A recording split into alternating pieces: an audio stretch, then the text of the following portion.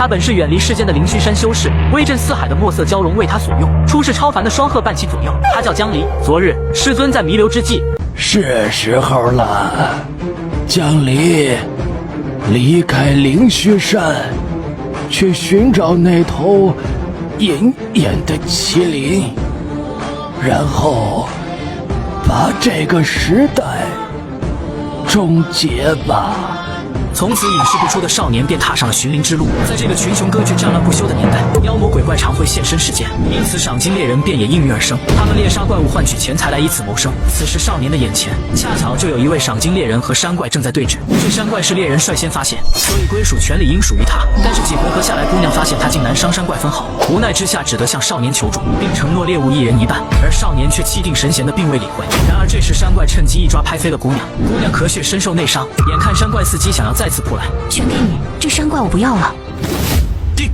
世界安静了，姑娘傻傻地看着忽然不动的山怪。其实少年等的就是他这一句话。借刀一用，看着眼前的山怪，少年暗自叹息。你灵智已开，在山中好好修行便是，为何要食人呢？下山村凑银15两，请我除了你，所以抱歉了。话音落，怪物已身首分离。哦，不错，谢了。看着眼前发生的一切，姑娘有些发愣，刚想询问，少年便已率先告知这是定魂术，不值一提。也幸亏这山怪修炼不久，神魂愚笨，定魂术对其正好合用，居然是定身术。女孩震惊，如此高阶术法，已经无需符箓便随手用出。你到底是什么人？听到问话，少年回头一笑，我叫江离，灵虚山掌教。午夜的森林阴森而恐怖，小路旁此时正有2名劫匪静静地埋伏着。很快远处便传来了脚步声，二人发现竟然是一个落单的肥羊。肥羊手里的包裹让二人大喜过望，待到人影走近，二人便迅速冲了上去。但是打劫的话语还没说完便愣住，这时二人才看清来人手中拿着的东西竟然是一只妖怪的头颅。这一下二人便不敢动了。来人正是江离，江离也没难为他们，问了下青山府怎么走，就打算离开。但刚走过去，忽然又想起了什么，你们出来抢劫，总该带着午饭吧？听到问话，二人感觉有点委屈。很快江离便吃光了人家的午餐，还嫌有点少，但没吃饱怎么办呢？江离便把主意打到了人家的山寨上，便要求二人带他去。但劫匪听到这话却突然惊慌了起来，表示他们才刚从山寨逃出来。这一下江离便来了兴趣。这时稍年长的劫匪叹了口气，开始娓娓道来，事情要从1个月前说起。他们本是北郡望虎寨的，为躲避官兵的追捕才逃到此地，然后在山里看到了一座废弃的山庙，他们便打算在里面休整几天。而山庙里有尊怪异的神像，神座下更是堆满了白骨。这时弟兄们都很害怕，有人提议快点走，说这石像不吉利。寨主却不信这个邪，一刀便砍掉了石像的脑袋。兄弟们只得在这里安顿了下来。但从这天开始，一切都变了。寨主突然性情大变，动辄就杀人。更可怕的是，有天夜里，寨主居然在吃人，吃他白天杀掉的那个人的尸体。而之后他也越来越不像人，就好像变成了怪物。江离听完后却是越发的来了兴趣，起身便带着二人向破庙走去。而此时废弃的山庙内，只有寨主独自坐在石像前，肚子正在咕咕的叫着。忽然间他听到了脚步声，睁眼望去，只见有3个人正在缓步走来。这人15岁为了一个包子就杀了自己的同伴，25岁为了一本秘籍便杀了师傅一家5口，落草后更是奸淫掳掠，无恶不作。光是被他屠掉的村子就有3个。就是这样的一个恶人，现在却变成了别人的宠物。他这时正张着血盆大口向着3人咬来，而江离却是镇定自若的一指点出，魔化的寨主便一动不动。这一字仿佛真言般驱散了魔气，使这白齿男儿轰然倒地。宠物倒地，正主便也现身。只见断裂的石像上，一只白鼬正紧盯着3人，他的眼神深邃而幽暗，仿佛有个漩涡般。2名劫匪眼中很快便失去了光泽，而江离也并没有抵抗，随之便进入幻境之中。只见空中明月高悬，云雾缭绕而起，一女人从迷雾中现出身来。其实同为修行者，她才对江离礼让3分。他吃这么多人也只是为了修行而已，但江离怎会让他成了气候？若是容他长大起飞，祸乱世间。看江离不肯和解，女人便率先发难，一眨眼江离脚下便满地枯骨，空中还有无数骷髅飞来，而江离却不为所动，只是赞叹了一句壮观。不过话锋一转，幻术虽然壮观，却还有一个弊端，你不信它便不存在。果真下一秒所有骷髅便已烟消云散。然而下一刻2个土匪却来到近前，狠狠便向着江离手臂咬去。看到这一幕，女人笑了，轻飘飘来到近前，想要调戏一番，但不曾想江离却是轻哼一声，缓缓吐出2字：莫交。白鼬只觉眼前景象变幻，他竟然来到了一个全是海水的世界，而一只山鬼正在抱着头瑟瑟发抖，他似乎在恐惧着什么。下一秒，一条蛟龙便破水而出，龙吟声震慑十方，巨大的龙头就那么紧紧盯着他看。下一一秒，他的法身破碎，重新变回了白幼的样子。这时他终于是怕了，苦苦哀求仙师江离放过他。江离随后得知他并不知银眼麒麟下落后，便把他彻底封印了起来。近百寒暑的苦修一切成空，幻境已破，江离也叫醒了2个土匪，并交给了他们一个好差事。这个北郡万虎寨贼手可是悬赏3000贯，他便让2人把此人送到了附近城镇。衙役对照画像对比了半天，还真是这个贼手。衙役一边夸赞着2人，一边问这头上贴的是什么东西。2人看官差要接符籍的大叫：“别接，那是仙师给贴的镇魂符。”然而官差这时已经接了下来，拿在手里仔细端详，看着上面的此2人意识盗匪后，2人对了个眼色，随后嘿嘿笑了起来。很快2匪便被请了进去，而同时间的私道衙内，江离来到了这里。劳驾，请您看下这2个值多少银子？他手中提着的赫然便是那2头妖怪，一块滋养容纳魂灵的阴环木，便花光了江离斩妖除魔的奖金。为了有盘缠继续寻找银眼麒麟，江离欣然接受了魏道司的推荐。很快他走进一处别院，恰巧遇到在招募新人。江离上前正要表明来意，一柄长刀便已抵到眼前。嚣张的男子直接放话：“想入此门，你得会点绝活。”话音刚落，他的刀尖便已到了江离手中。男子这才反应过来，抬手便想和江离过招，但身后的一道女声却及时制止了他。男子马上抱拳行礼，而女子却看向了胡禅为介绍来的江离。随后一行人便整装立刻出发，因为7日前接到线报金鸟山有僵尸出没，但第一波派出的人直到今天都杳无音讯。很快一行人便来到了这处村庄，因为天色已晚，赶尸术士便提议先歇息，等天亮再进村。众人便也欣然答应。这时男子凑到了江离面前，小声询问：“看你功夫不错，在哪学的？”江离看向了来的方向，报出了3个字：灵虚山。灵虚山这地方男子还真没听过。而这时江离发现四周静得有点可怕，再仔细一感应便笑了起来。看来这里不只有我们在呀！只见他右手高抬，口中轻吐，哟！霎时间，只见毫光横扫四方。这时几人向四周看去，却发现他们早已被僵尸团团包围。此时马匹受惊嘶鸣，但领头女子却稳如泰山，发布指令。江离维持光亮看住马匹，阿峰亲了一下，一听能活动筋骨，阿峰兴奋起来，提着刀就冲了上去。但这僵尸行动迅捷，明显有点不对。女人便让阿峰放进来了一只。只见女人轻握长剑，待到僵尸来到近前，收鹤，瞬间一只白鹤幻化而成，直冲云霄。左。再看僵尸已然被冻在了眼前。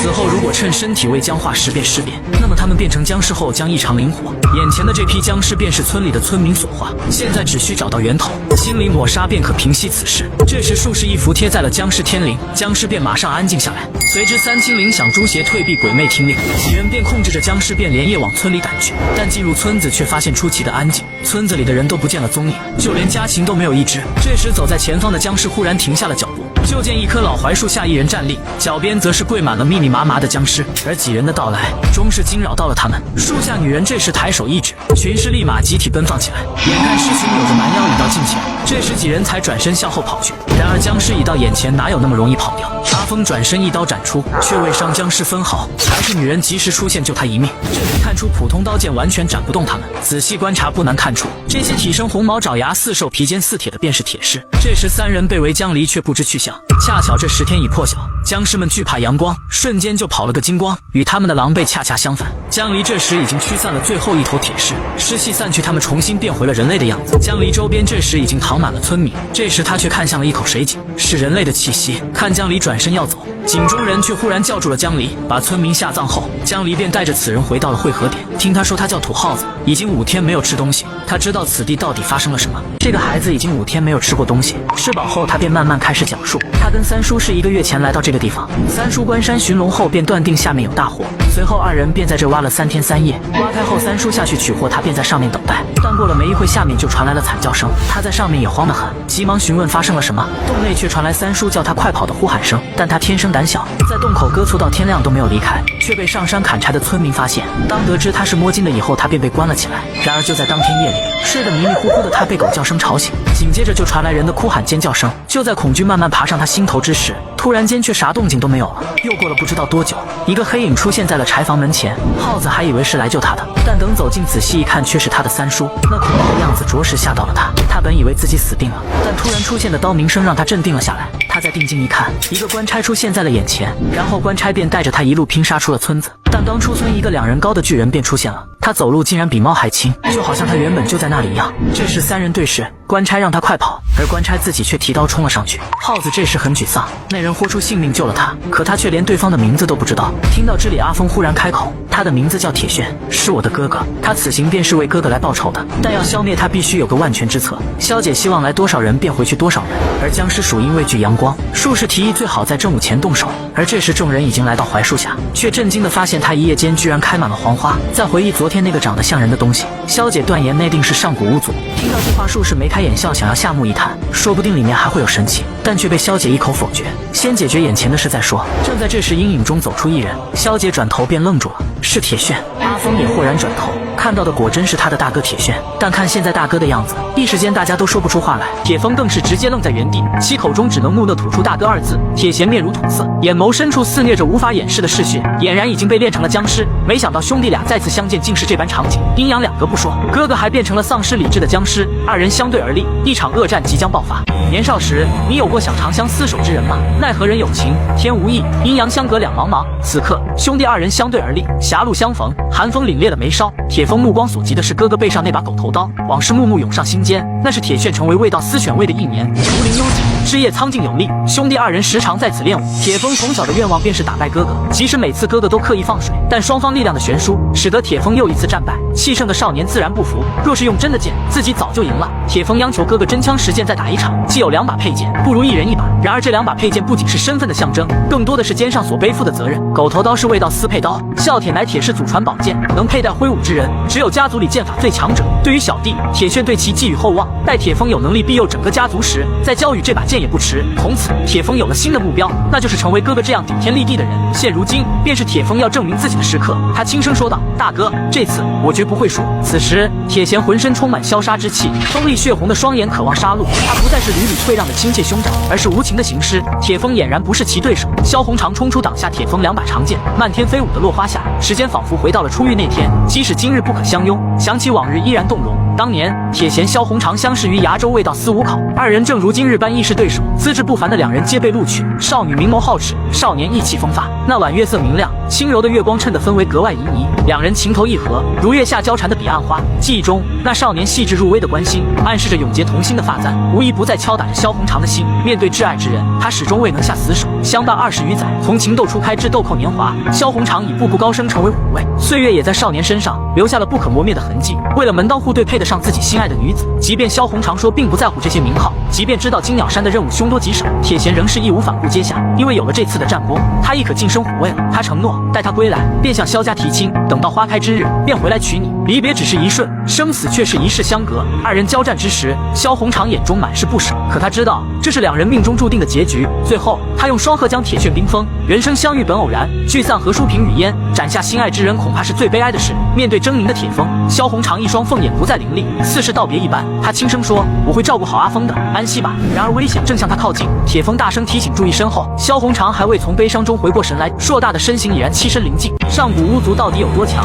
他们不仅能用歌舞使神灵降临，亦有掌握星辰日月之力。此刻，硕大的巫逼近至萧红长身后，还未有所动作，便被巫挥手拍至数十米之外。这虚无缥缈的一击让萧红长难以抵挡，嘴角鲜血直流。坚韧如他，即便负伤在身，眼神依旧平淡。随后，巫坛手用一滴真血轻点在铁贤颅顶之上，冰霜瞬间爆开，铁贤再次成为那东西的傀儡。两具行尸丝毫不畏惧正午的太阳，巫的眼神充满杀气，眉宇间流露出凌厉的威压。只见巫举起猩红的手指向天际，霎时间，狂风肆虐的侵袭而来，飞沙走石如捕食的野兽啃噬着三人的皮肉。铁块般的乌云层层占据天空，不计其数的僵尸破土而出，犹如一个铁笼把三人团团围住。这道行怕是比传说中的化吼狮王还要厉害。与此同时，江离带着土耗子远离了村子，那地方太危险，烈日炎炎晒得人头脑发昏。土耗子不解，僵尸畏光，只能在夜晚活动，现在明明是正午，何来危险？江离解释道：“这次的情况有所不同，上古巫族本就以掌控星辰日月之力著称，自然不会畏惧太阳。”说罢，江离在微风中随手接下一片落叶把玩，神思恍惚起来。他有个师兄也是巫族，或许现在已经不能称其为师兄了。怅然若失之时，天色大变，原本悬于空中的烈日被遮得严严实实。虽然一切尽在江离的预想范围内，但没想到这一刻来得如此快，必须抓紧时间把土耗子送至安全的地方，再与铁峰他们会合。江离一手擎起土耗子，使用疾风术火速离开了金鸟山。待江离双脚落地时，二人已到达山外最初遇到僵尸的地方。江离布下阵法便要离去，世人对巫所知甚少，单凭铁峰三人怕是应付不来。土耗子还想着阻拦，奈何阵法在前，他也无可奈何。江离神情清冷淡漠，宛如一潭静水。他不着边际地说：“有事回来再说。其实我还挺好奇你是怎么躲过那东西的。”另一边，铁峰等人被层出不穷的僵尸惊住，萧红长将一老一少护在身后，抱着必死的决心。他让铁峰带着赵老先走，自己则留下来断后。铁峰自然不同意，二人争执不下。赵老说道：“这时候就别谦让了，分开谁也跑不掉，不如三人配合，一起对付那东西。”说完，赵老解开手臂的绷带，一只刻着符咒的手赫然显现，此地湿气浓郁，其打算在此唤醒尸僵。铁峰亦是斗志昂扬，其用剑划开指尖皮肉，以精血激活身上所穿的味道符衣，生当作人杰，死亦为鬼雄，大不了就是一死。萧红长和铁峰在前拖延时间，赵老趁机凝神捻诀，不一会儿，那写着符咒的手背上升起悠悠邪气，空曰无尽暗逢金，一逆红莲往道明，九幽冥府开玉门，照我炎火红莲大将军。话音方落，一抹赤色犹如深渊的瞳孔逐渐睁开，鲜血迸发的同时，一只枯瘦如柴的红衣僵尸从赵老掌心破茧而出，浓烟滚滚之中，尸将缓缓睁开沉睡已久的双眼，其周身火焰如同绚烂的风铃，与一身赤色衣袍交相辉映，恍若九天仙人。赵老念出咒诀，赤尸眼蝶，尸将指尖腾生一缕金色火焰，缓缓凝聚成一只蝴蝶。瞬时，金色岩蝶飞射至僵尸眼前，僵尸便被真火化为灰烬。面对突然出现的尸将，萧红长与铁峰皆吃了一惊，且这种法随意动的奇异招式，似乎只有修士才能做到。赵老道：“此乃仙人遗骸炼制的尸将，有其相助，未必会输。”随着数十只岩蝶起去，一股灼热的气流将尸群撞碎，原本暴动的僵尸瞬间荡然无存。铁峰咂舌不已，不过那物看上去十分棘手，仅靠尸将能解决吗？既不能强攻，那便智取。赵老随即从袖中掏出一张符纸，物再厉害，终归只是死物，只需把此符贴在其印堂，即可将其封印。尸将再次唤出一只岩蝶，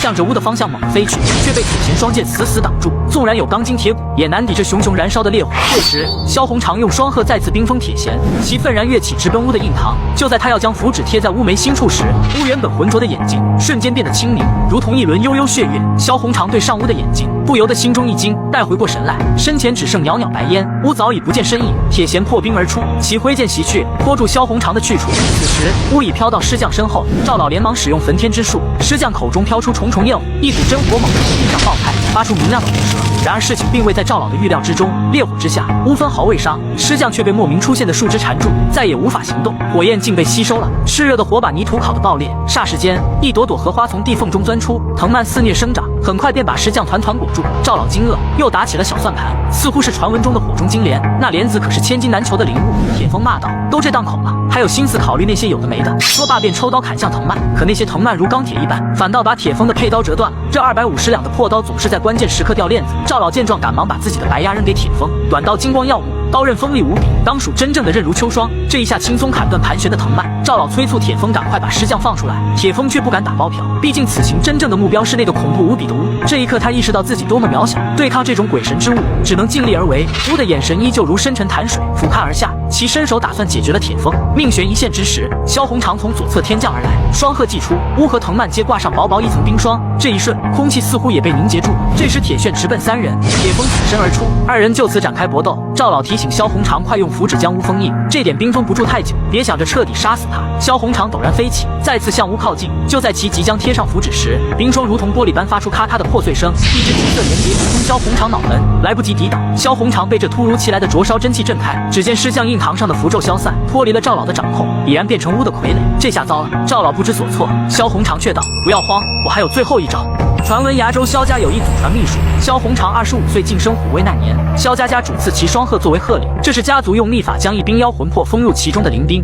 一并交予他的不仅有一册剑诀心法，还有一式口口相传的秘术。此术乃是抽灵兵器魂与自身魂魄融合，自此肉身体躯具为灵兵。此刻萧红长挺直身躯，将双鹤举至眼前，似是下定决心一般，其将指尖划破，一滴精血重重地涂抹于剑身，随即纤细的剑身猝然而裂，只剩剑柄的铃声在寒风中飘忽不定，寒气从萧红长的指尖逼至全身。随后一对洁白无瑕的双翅仿佛鼓像寒风般飘逸，其蓝色眼瞳冷冽如昆仑巅的雪，透出阵阵寒意。眼下萧红长使用萧家融魂秘术，与双鹤人剑合一，面对再次袭来的岩体，抵挡起来也毫不费力。其转头问赵老再要一张符纸，决战在即，这是最后的机会了。秘术虽能与灵兵融魂附身，助其斩杀强敌，却无解魂之法。鹅毛飞雪纷纷扬扬，似烟非烟，似雾非雾，宛如玉色蝴蝶伴其周身。萧红长猛然展翅向乌飞去。另一边，土耗子被江离圈禁在原地，其正百无聊赖地盘坐在枯树下，后悔不已。聪明反被聪明误，他想破脑袋也不知自己是如何露出马脚。忽然，一道苍劲有力的声音打断了土耗子的思绪，其起身卑躬屈膝地行了一礼，说道：“卑职见过统领大人。”那人嘲讽似的反问：“考察未果，尚未入职，卑职也是你自称的？”土耗子讪讪笑着喊了句：“师傅。”来者不是别人，竟是那须发皆白的奸商胡禅卫。话锋一转，土耗子说起金鸟山所发生的一切真相。1月前，胡老三等人来到金鸟山寻墓，15日前古墓被挖开，为防走漏风声，盗墓贼们将淮阴村79 49口村民屠杀。光国打开之时，巫族僵尸被唤醒，27名盗墓贼皆中尸毒。7日前，司中犬卫铁贤来此地，听到此处，胡禅卫打断土耗子的口述，这些后话他已知晓。现在他只想知道这些盗墓贼受何人指使。土耗子却说只知有人许了黄金1000两求墓中一物，至于是何物他也未知。胡禅卫面色阴霾，凝重开口道：墓在何处？带我前去。土耗子抓耳挠腮，江离部下的阵法他根本无力突破，简直插翅也难逃。看着眼前的阵法，胡禅卫若有所思。与此同时，铁峰已身受重伤，血流不止，正激烈交战的铁贤突然顿住，再无动作。回首一看，原是萧红长向乌飞身猛扑而去。地白风色寒，雪花大如手，厚厚的冰霜让尸将无法动弹。虽未将乌一并冻住，但一指符咒牢牢贴在乌的印堂，萧红长也因此付出了极大的代价。乌手中正紧握一只羽翼，刺眼的血色映得羽毛格外雪白。铁峰大喜，萧姐这是成功了。怎料冰刃猝然破裂，簌簌抖落的碎冰如刀子般直插地面。萧红长侧目，冰蓝色眼中耀着凌厉的光，透着刺骨的危险气息。显然其已失去神识，逐渐妖化。叮铃声蓦然响起，赵老晃动三清灵，原本平静的乌猛地咬住萧红长的脖颈，无疑是致命一击。随后又操控铁弦向铁峰发起攻击。赵老笑得十分猖狂得意，千年难得的巫族僵尸竟真的让他得到。铁峰咬牙切齿，愤怒质问赵怀英：你为何要背叛我们？人性复杂，永远不要太信任一个人。赵老阴鸷地瞟了眼铁峰，缓缓开口道：你们出钱，老夫出力，这本不就是一门生意吗？既是生意，那巫的价值远超魏道司所给报酬，巨大的利益价值摆在眼前，又有何理由再为魏道司卖命？在他看来，以利相交，利尽则散才是世间真理。且在接魏道司任务之前，赵老早已应承他人，许此墓中一物，本就是先来后到，算不得失信。这时，萧红长领口处的虎子金光乍现，其以如箭离弦之速迸发向赵老袭去。一只湛蓝利爪翼势直奔赵老脖颈处，还未触碰分毫，便被拔地而起的藤蔓牢牢缠绕，顿时悬在空中动弹不得，脚下尘土被这迅猛之速带起，与风雪混沌一片。赵老未曾想到萧红长奄奄一息之时，竟还能挣脱反抗，心惊肉跳之余，其更是得意，仿佛已是世上最大赢家。此次得到这些稀有尸身，也不枉搭上一只右手。铁峰错了，这奸诈老匹夫竟想将他们几人都变成僵尸。却听赵老轻蔑一笑道：你只不过是为等下祭炼准备的血石饵料，炼制僵尸，眼前的萧红长才是真正的极品材料。却听萧红长声音颤抖，似是哀求般艰难说道：放过阿峰，其居然还有人的神识。赵老为自己辩解，炼制僵尸的做法也是逼不得已，若是萧红长神识被妖魂同化，便会堕化成只知杀戮的野兽。萧家的融魂之术，他已经不是第一次见了。赵老眯起浑浊的双眼，讲起了陈年往事。25年前，为了区区100两银子，赵老接下了魏道司的灭魔状。当时的领头是有西郡战虎之称的萧青哥，与还未成为家主的萧青鼎。那次任务只吩咐需堵截一人，浩浩荡荡的队伍至少有30-40个好手，大家都认为很轻松。直到那人出现，众人才惊觉任务艰巨。那是一名身着红袍的得道仙人。赵老辛苦炼制的僵尸，弹指间便化作飞烟。须臾间，众人已招架不住，死伤过半。眼看任务即将失败，萧青哥将精血抹于剑身，用秘术与灵兵融魂，剩余的人配合其杀死了那个仙师。紧接着，萧青哥并未停下杀手，其已被妖魂同化，神志不清。赵老疑惑询问有何解魂之法，话音未落，便被一击被刺中撞倒。萧青鼎开口悠悠说道：此乃我萧家秘辛，不能外泄。于是剩下的20余人皆被杀害灭口。然而赵老天生心脏偏右，那一剑并未将他杀死，加之其自幼习得假死之术，这才侥幸捡了条命。不幸之中的万幸是，山洞中那些尸体正好作为血祭饵料，使得赵老顺利把仙师炼成了尸将。逃出山洞后，却发现萧青鼎荣升虎位，并继任了萧家家主之位。赵老只得隐姓埋名躲入深山。近些年听闻萧青鼎抱恙辞官，才敢更名改姓重出江湖。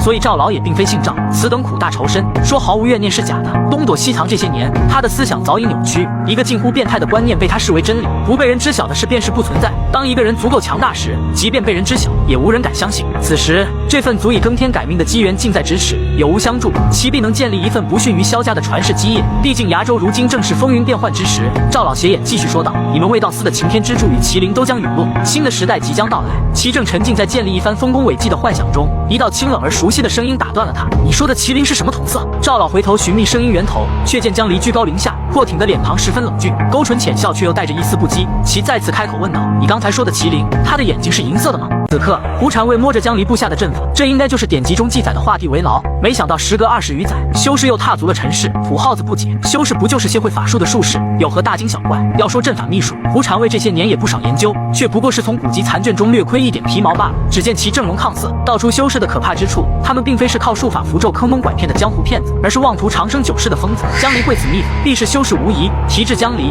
土耗子露出羞涩之态。那少年不仅大有来头，还长那么帅，只可惜年纪太小。胡禅卫呵斥打断道：阿青，以后没有为师吩咐，不许与其接触，因为对修士来说，世俗间律法道德都与他们无关，忠义情爱更是浮尘，他们在乎的只有道。虽有着人的外貌，但他们却是另一种生物。土耗子却不以为意，师傅说的如此吓人，难道江离还能吃人不成？胡禅为陈生道，莫说吃人，只要是贴合他们的道，死后魂灵亦会被拘禁炼化，永世不得超生。与此同时，江离已赶回淮阴村，正坐在树杈之上与赵老对峙，后者心下一惊，差点把这小子忘了。铁风冲着江离焦急吼道：“快去救萧姐！”江离这才注意到赵老身旁的萧红长，仅一眼便识破这是融魂秘术。眼下其气数已衰，处境十分危险。少年飘然一跃，不再理会赵老，倏尔来到萧红长身侧，似是自言自语一般。江离小声说道：“神识已被妖魂同化了吗？这种邪魔外道的东西不要随便乱用，很危险的。”说罢，掌心正要抚上萧红长的额首，为其解除秘术。赵老此时又摇动三清灵，尸将陡然刺目，岩蝶瞬间凝结而成。铁风提醒江离小心，可为时已晚。声震而至，天摇地动之下，是无数火星四散喷射。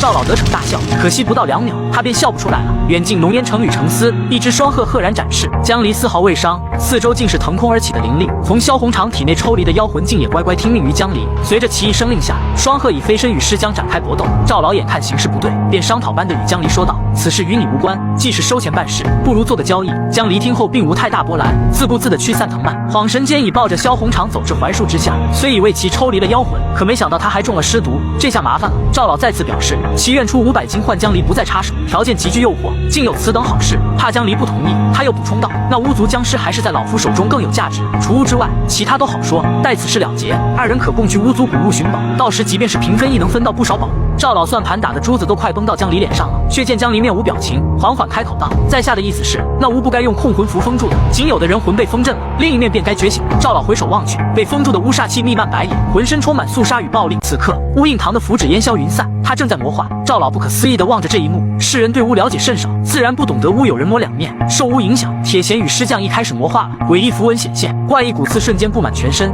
二人仰天长啸，周围魔气大涨，如同黑烟腾腾直冲天际。3个魔物并立，可以清晰地感觉到那些黑色魔气内隐藏着毁灭一切的可怕力量。一滴骨血苏醒于巫的眉心，姣好面容被可怖的鬼脸取而代之，空洞的眼神没有任何情绪，毁灭一切才是他的目的。赵老诧异，这是什么东西？江离解释，此乃大巫降神。说罢便不再理会那老匹夫，其捡起地上残破的双鹤剑柄，徐徐开口：“墨胶气化，虚实相生的水墨汇聚，一把锋利剑身与双鹤完美融合，道袍随风飘逸，彻底魔化的乌黑气缭绕，仿佛瞬间能把江离吞噬。大巫降神江离也是第一次遇见这场面，即便是灵虚山掌教，亦不能确定是否能将其斩灭。面对巫的进攻，江离只能快速躲闪，不能抽身分神反客为主。双方初次交手，江离便感受到巫的蛮横强劲，身躯虚实不定，却又能意念化形，凭空幻化出利刃，果然不是好对付。或许因为宿主是万师之首的原因，这远比师傅师兄所说的巫族降神强大不知多少倍。此时，尸将的岩蝶亦从耀眼金色化为能灼烧灵魂的明蝶，直奔江离耳畔。幸而江离及时发现，伸手将明蝶轻捻，瞬间一缕黑烟从其指尖淡出，趁江离晃神之际，魔化的铁弦偷袭而至。幸而江离闪身躲避，才未受伤，只可惜了那斗笠，被突如其来的剑气斩破。眼下10余只明蝶已出现在江离身侧，其双眼光射寒星，轻叹了口气，剑出如龙，快如闪电。霎时，所有明蝶被斩为碎片，似流星般在空中陨落。有巫助之力加持的巫仆却很难近身，且对方3人配合，江离无法近身。若有双鹤相助，或许会轻松一些。却听一声鹤鸣，极具抗议。双鹤表示尸将的明焰十分可怕，没好处的事儿他可不干。其实双鹤的冰凤血脉足以抵御魂火。江离明了，开出条件，若双鹤能助其作战，便许他自由之身。此等好事，双鹤欣然接受，转而奋力投入与尸将的对抗中，如此便多了几分胜算。现在只剩铁贤一个巫仆，其正冲出欲与江离厮杀，却被挺身而出的铁风抵挡。萧红长俨然只剩最后一口气了，他央求江离救萧红长，江离这才回首，尸毒发作极快，若再不救治，萧红长恐怕命不久矣。看来只能使用那招了。只见其剑指前方，唤出墨胶，黑黝黝的剑身幻化为一头气势汹汹的龙，那龙蜿蜒多姿，通体华美，其周身威势乍现，表现出不可一世的姿态。墨胶一声嚎叫响彻云霄，好似狂风呼啸，又似天雷滚滚遮云蔽日，大有翻云覆雨之势。一经现世，墨胶便猛然向巫冲去。此刻，巫在硕大无朋的龙面前显得那么微不足道。龙蛟不语动，戾气冲天霄。墨胶凶残吞噬着魔物，所过之处皆带起滚滚黑烟，席卷撕咬间，大巫已被墨胶吞咽口中，化作一股能量。其蛮横霸道的威势压得人喘不过气，碧绿双眼下竟是威严肃穆。龙是最神秘的生物，世间从未有人一睹其真容，如今猛然现世，铁风一时被吓得双眼失神，瘫坐在地。魔物已除，江离唤墨胶归位，然而墨胶却失控了，显然他不愿再回到太极那狭小的空间中。随着墨胶的剧烈挣扎，其口中更是吐出的巨大能量。江离明白这下麻烦了，只能使出最后绝招，其右手念诀，道尊有命，敕令灵虚姗姗灵墨胶归位。顿时空中仙气腾升，10师尊的影像惊现其中。诺娇在此时也张着吞噬一切的大口向江离冲去。万山磅礴必有主峰，龙滚九章但情一凛，双方灵力相冲，霎时天凝地闭。一阵云烟过后，原本愁云密布的天空渐渐放晴。江离跪坐在原地，虚弱与眩晕冲击着他的脑袋，苍白的脸上尽显疲惫之感。铁峰诧异问道：“你是修士？”江离没有避讳，毫不犹豫承认了此事。可是修士早已远离世俗20多年，如今重现人间，必然引起轩然大波。如今得知江离修士身份，铁峰自然起了提防之心。看到江离接近萧红长，提起破刀质问他到底想干什么，转眼却被寒气凛冽的双鹤拦住去路。眼下萧红长在江离的疗愈下苏醒，尸毒暂时压制住了，但因其神魂损耗极大，还需好好调养。萧红长强撑着道谢，若是没有眼前的少年，恐怕今日必死无疑。江离瞥了眼正与铁峰打闹的双鹤，开口道：“在下还有一事相求，以剑中气凌双鹤，在下已许他自由了，还望成全。”经这一战，这些身外之物他也不甚在乎，直到但凭仙师做主。注意到萧红长醒来，铁峰高兴得像个孩子，可转眼间便看到正愣在不远处的铁炫。生者愤然，逝者安息，二者决定去看铁炫最后一眼。江离则为师将驱魔超度，他原本已得道成仙，有着大好未来，却被凡人残害至此。然而有些事情到此为止，亦是最好的收场。碧蓝的焰火袭过，一代明焰宗修士便化为烟尘，与浩然天地融为一体。此时明亮的日光下，乌又恢复了那姣好容貌。他缓缓睁开摄人心魂的碧绿眼眸，深邃的眼底充满了平静与忧郁。细查他这冷艳无瑕的脸，不难发现他是位绝世佳人。在更早之前，古人相信可通过精神感召使神灵降临，于是便出现了专以舞蹈来召威神灵的巫。可现在已经不是上古时代了。江离略带惋惜地说道：“很遗憾，属于你我的时代已经过去了。”巫微微启唇，似乎要与江离说些什么，可却什么都没有说。他与清风吹来的花瓣一同消陨在这宁静的时刻。铁峰搀扶着萧红长，感叹着这一场恶战终是结束了。享受这一刻的同时，其突然想到，那个姓赵的跑哪去了？盗墓小贼土耗子竟有着蛇卫的神秘身份，其本名叫阿青，平日里伪装成三教九流刺探打听情报，且接的任务主要是暗杀。此刻胡禅卫正絮絮叨叨讲着陈年往事，阿青听得耳朵都快起茧。现在当务之急是把他放出去。其连忙开口打断道：“师父可有破阵之法？”然而世人对修士了解甚少，何来破解之法？阿青不免急了，难不成要在原地等江离回来？眼下自己身份已被察觉，江离会放过他吗？虽不能破阵，但胡禅卫依旧有办法将他弄出来。阿青欢呼着：“师父好棒，青儿好崇拜！”胡禅卫只觉一阵恶寒，顶着这张脸说话属实恶心。他开始怀念那个娇媚可爱的徒儿了。此时原本昏暗的天空突然明朗，远处密云消散，师徒俩得抓紧时间了。林中寂静无比，唯有赵怀英急速而行带起的风声。没想到江离竟然是修士，自己重出江湖便遇到这等子事，属实倒霉。然而他转念一想，若是把这消息上报，说不定也是大功一件。正当他胡思乱想时，隐约看到有个人影在前方等着自己，其心下一惊，竟是卫道司的胡禅卫。他怎么会在此地？四人出行，为何现在只剩赵怀英一人？胡禅卫缓缓转身质问道：“萧虎卫他们呢？”这下把这老匹夫问住了，该如何解释他想把萧红长练成僵尸的事？眼下只有一个胡禅卫，不如把他也解决了。人一旦有了想法，便会不计后果的去实现。赵怀英指尖闪出毒针，朝胡禅卫冲去。既如此，那便送他一并归西。这时，一缕碧绿丝线像细长的针扎入赵怀英的脖颈，似是中了定身术一般，其身体僵直在空中。原是一只绿色的胡蜂正狠狠地扎在其脑后。不知胡禅卫下了什么阴损招式，身为禅卫，便要制毒乃是强项，小小施毒简直是班门弄斧。阿青拍了拍赵怀英的肩膀，戏弄地说道：“为了你，我可是和那群臭烘烘的盗墓贼跑了个把月呢。”赵怀英惊异，这人不是盗墓小贼，莫非是蛇卫？毕竟卫道司里只有蛇卫最擅长伪装。实际上阿青并非蛇卫，只有此次任务顺利完成，其才能正式晋升。胡禅卫靠近二人，道出赵怀英的真实身份：明州师门下3院弟子施明义，既是更名改姓隐居山林，为何还要踏足江湖，搞得腥风血雨？挖开巫族古墓又有何目的？本是收人钱财，替人办事，谁知竟惹上这等麻烦事，死到临头。赵怀英并不想出卖背后那人，只得嘴硬不认。阿青劝道：“你脖子上那东西是禅布刚育出的一种蜂儿，虽这虫子没啥毒性，却能让身子僵硬动弹不得。”随后又从竹筒放出一只剧毒蜈蚣，表示若再不承认，便让他生不如死。在这等言辞逼威下，赵怀英忙不迭地吐露真相。幕后之人只给了一纸地图，找到墓穴后打开一看便知晓，要寻何物其一概不知。既如此，那幕后指使的又是何人？赵怀英本不想再提，若是供出那人，想必日后自己亦不会好过。经不住阿青的威胁，赵怀英道：“那人是你们崖州卫道司总司的。”你猜道出姓名，却见其青筋暴起，眉心处似是点了朱砂般冒出一点，一粒血藤骨从颅中穿刺而出。赵怀英当场断了气，看着眼前此景，胡禅卫对古墓兴趣更甚。那些巫族古尸守护的到底是什么东西？与此同时，江离看着巫化为阵阵清风，一滴骨血落入其手中，任他红尘滚滚，我自清风明月。他不由得叹道：眼下这么多人需要埋葬，有的忙了。不远处，铁峰与萧红长合力将铁贤葬于荒野中。铁峰问道：非得葬在这荒山野岭吗？卫道深远，英灵不灭，即便死后依旧守护此地，不立主不留名。卫道司的规矩向来如此。萧红长瞥了眼整理斗笠的少年，那是他们的救命恩人。经过此战，他感觉到修士似乎不像传说中的那般冷漠无情，其提醒铁峰莫把江离修士的身份泄露。江离一看到不远处的二人，只是没想到他还惦记着酬金。结算之后，萧红长顺便托付江离一事，此次一别，山水有相逢，来日皆可期。有诗云：麒麟踏祥云，人间百难消。然而麒麟位之争，却足以让人间变为炼狱。此刻，崖州正处于布斗踏纲之时，就任已逝，新任尚未继位，局势动荡不安。未到总司府中，即将继位的少主驻足于父亲的宝刀前，身形深沉又落寞。想起父亲，其感慨万分。作为父亲与丈夫，他做的并不到位，可作为麒麟卫，诛杀魔物勇猛无比，他当之无愧。然而逝者已去，即便有诸多不满与恨，也无人能诉说。身后蛇卫总领常青藤提醒道：“少主，眼下当务之急乃是尽早继位，恐实则生变。长大的代价就是需要不断逼迫自己做并不喜欢的事，终有一天也会变成自己曾经最讨厌的样子。”少主从未想过成为和父亲一样的麒麟卫，可是已至此，万千人生死悬于一念之间，纵然万不得已，他也只能着手继位。睁开银色瞳孔，凝望着那一派祥和的崖州景色，河床越深，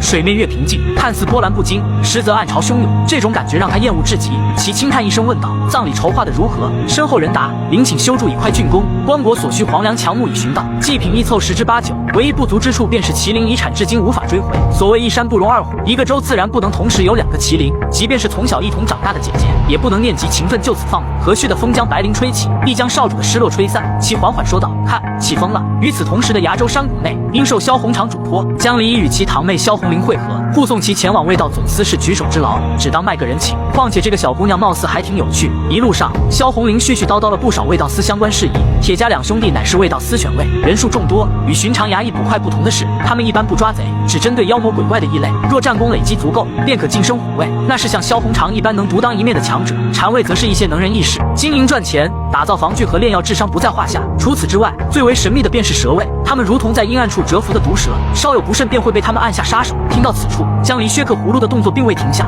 漫不经心地问道：“那麒麟呢？”话说麒麟卫是除了地精皇族天子外最尊贵且最有权势之人，而崖州麒麟卫则是12州里的最强者，多年前曾独立斩杀一头古兽八辉。江离依旧毫无波澜，曾经师尊也斩过几条，早已见怪不怪。这在萧红玲看来完全是吹牛，既能随意斩杀蛇妖，定是赫赫有名。却听江离高深莫测地说道：“师尊名讳，莫问，简直故弄玄虚。”萧红玲气得不再搭话，刚想向江离讨回佩剑，转眼便发现不知何时已归回原位。偌大的空谷内，二人一路沉默无言。萧红玲正想开口说些什么缓解尴尬，便听不远处一阵急促的马蹄声，似乎有人在说捉禽妖兽的事。这下二人也是来了兴致。且不说赏钱多与少，妖兽可远比猎杀山怪有趣千百倍。葱郁的林中不时传来几声猎人的喊叫，围杀的妖兽到底是何物种？奈何妖气太弱，江离也无法感知。正当二人想靠近密林时，却被一个5大3粗的男人拦下。此人乃临江帮成员，其同门正在林子中围猎妖兽，自然不愿将这香饽饽与他人平分。大汉表示，若二人在此稍等片刻，事成后临江帮必有重谢。眼下嘈杂的声音愈发靠近，一只庞大的鸟兽横冲直撞，仓皇而逃。临江帮3人一时苦恼万分，他们想捉拿活物，便不能下死手，只得与这妖兽周旋几番。可妖兽哪有人的理智？几经周折，已是濒临暴怒。其锐利的嚎叫一声，扇动双翅朝一人袭去，其他2人皆被带起的强大气流震得飞起。大汉一步步的眼前瞎掺和的江离二人，承诺2人只要不出手，白银20两奉上。拔刀便转身加入围猎之中。观望的萧红玲并无出手之意，只叹那鸟太笨，竟不知道飞。其侧身寻求江离的认同，却不知江离何时消失，只剩孤单的马儿守在原地。就在这时，一条赤色小蛇倏然擦身而过，迅猛之势如同雷鸣闪电，小蛇越过众人，直击鸟兽心脏，后者来不及挣扎便一命呜呼了。众人不明所以，身后却传来畅快的笑声。一个身骑猛虎的彪形大汉与左右护法缓缓而来，其夸赞道：“一击必杀，玄蛟牛叉！来人乃是卫道司虎卫，名为豹哥。眼前这只青眼枭，按理来说应归临江帮所有，可卫道司这3个恶霸怎能接受？道语亦在他们眼中皆为浮云。”身着蓝衣的犬卫十分嚣张，其上下打量阻拦的临江帮几人，轻蔑开口道：“给老子滚开！”后者摆出恭敬姿态退去，却有一人并未让出分寸之地，其不为所动的态度让蓝衣男子有些恼怒。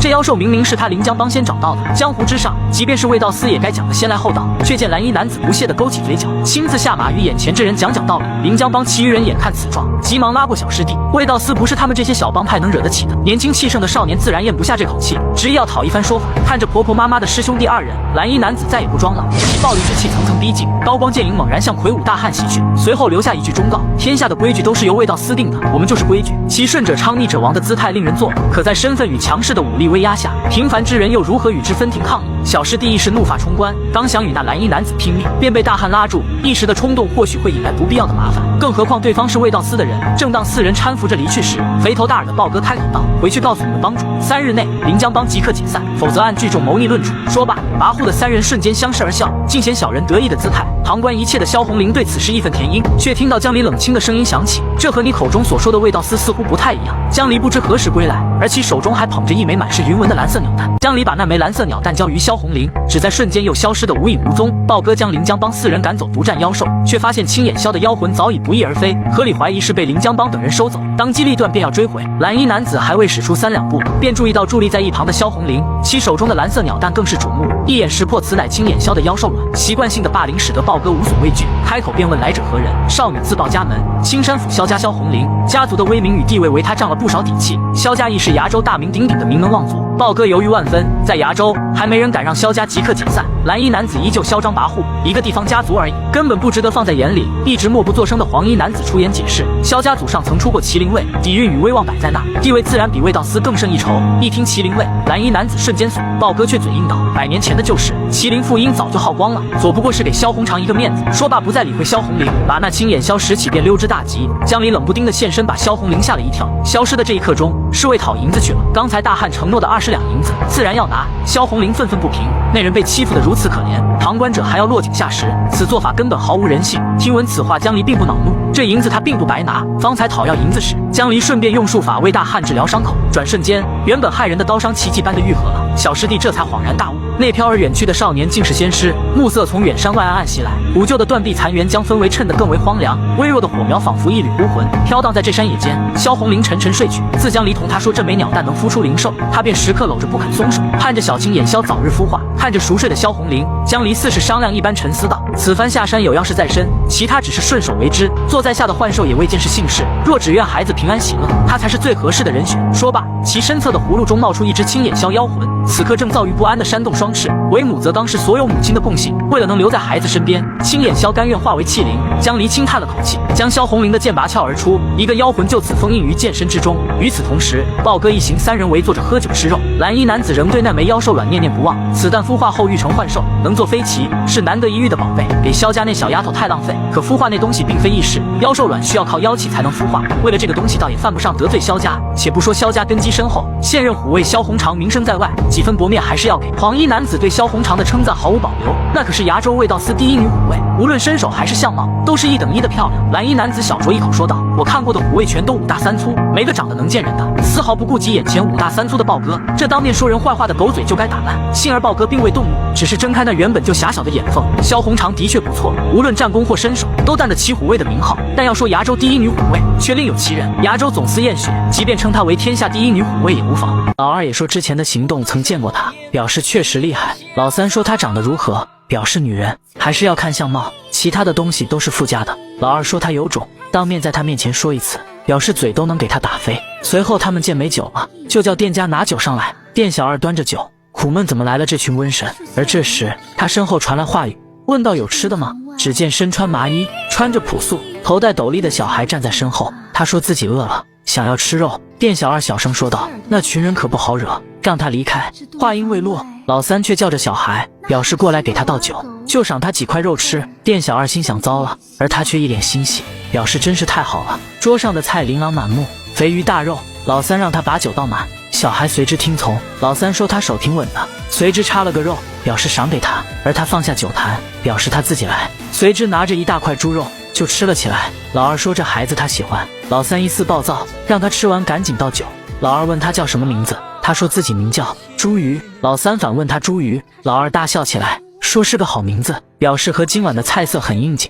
老三却一脸不屑，就说好个屁，表示什么烂名，说起名的人8成是木鱼脑袋。就在这时，只见碗掉落在地，朱鱼手捂着老三的嘴，老三不停挣扎。朱鱼说不可以嘲笑这名字，表示这是他最喜欢的人给他取的，而侮辱他的人都得死。随之他那一瞳变得深邃，目光变得尖锐。老三无无作声，似乎是在求饶。只见他指尖泛着光，表示看在肉的份上。随之使用术法将老三的口封禁，只见他嘴部变得光滑，没有一点痕迹。他惊恐无比，随后显现一道明咒，他惊慌摸着嘴。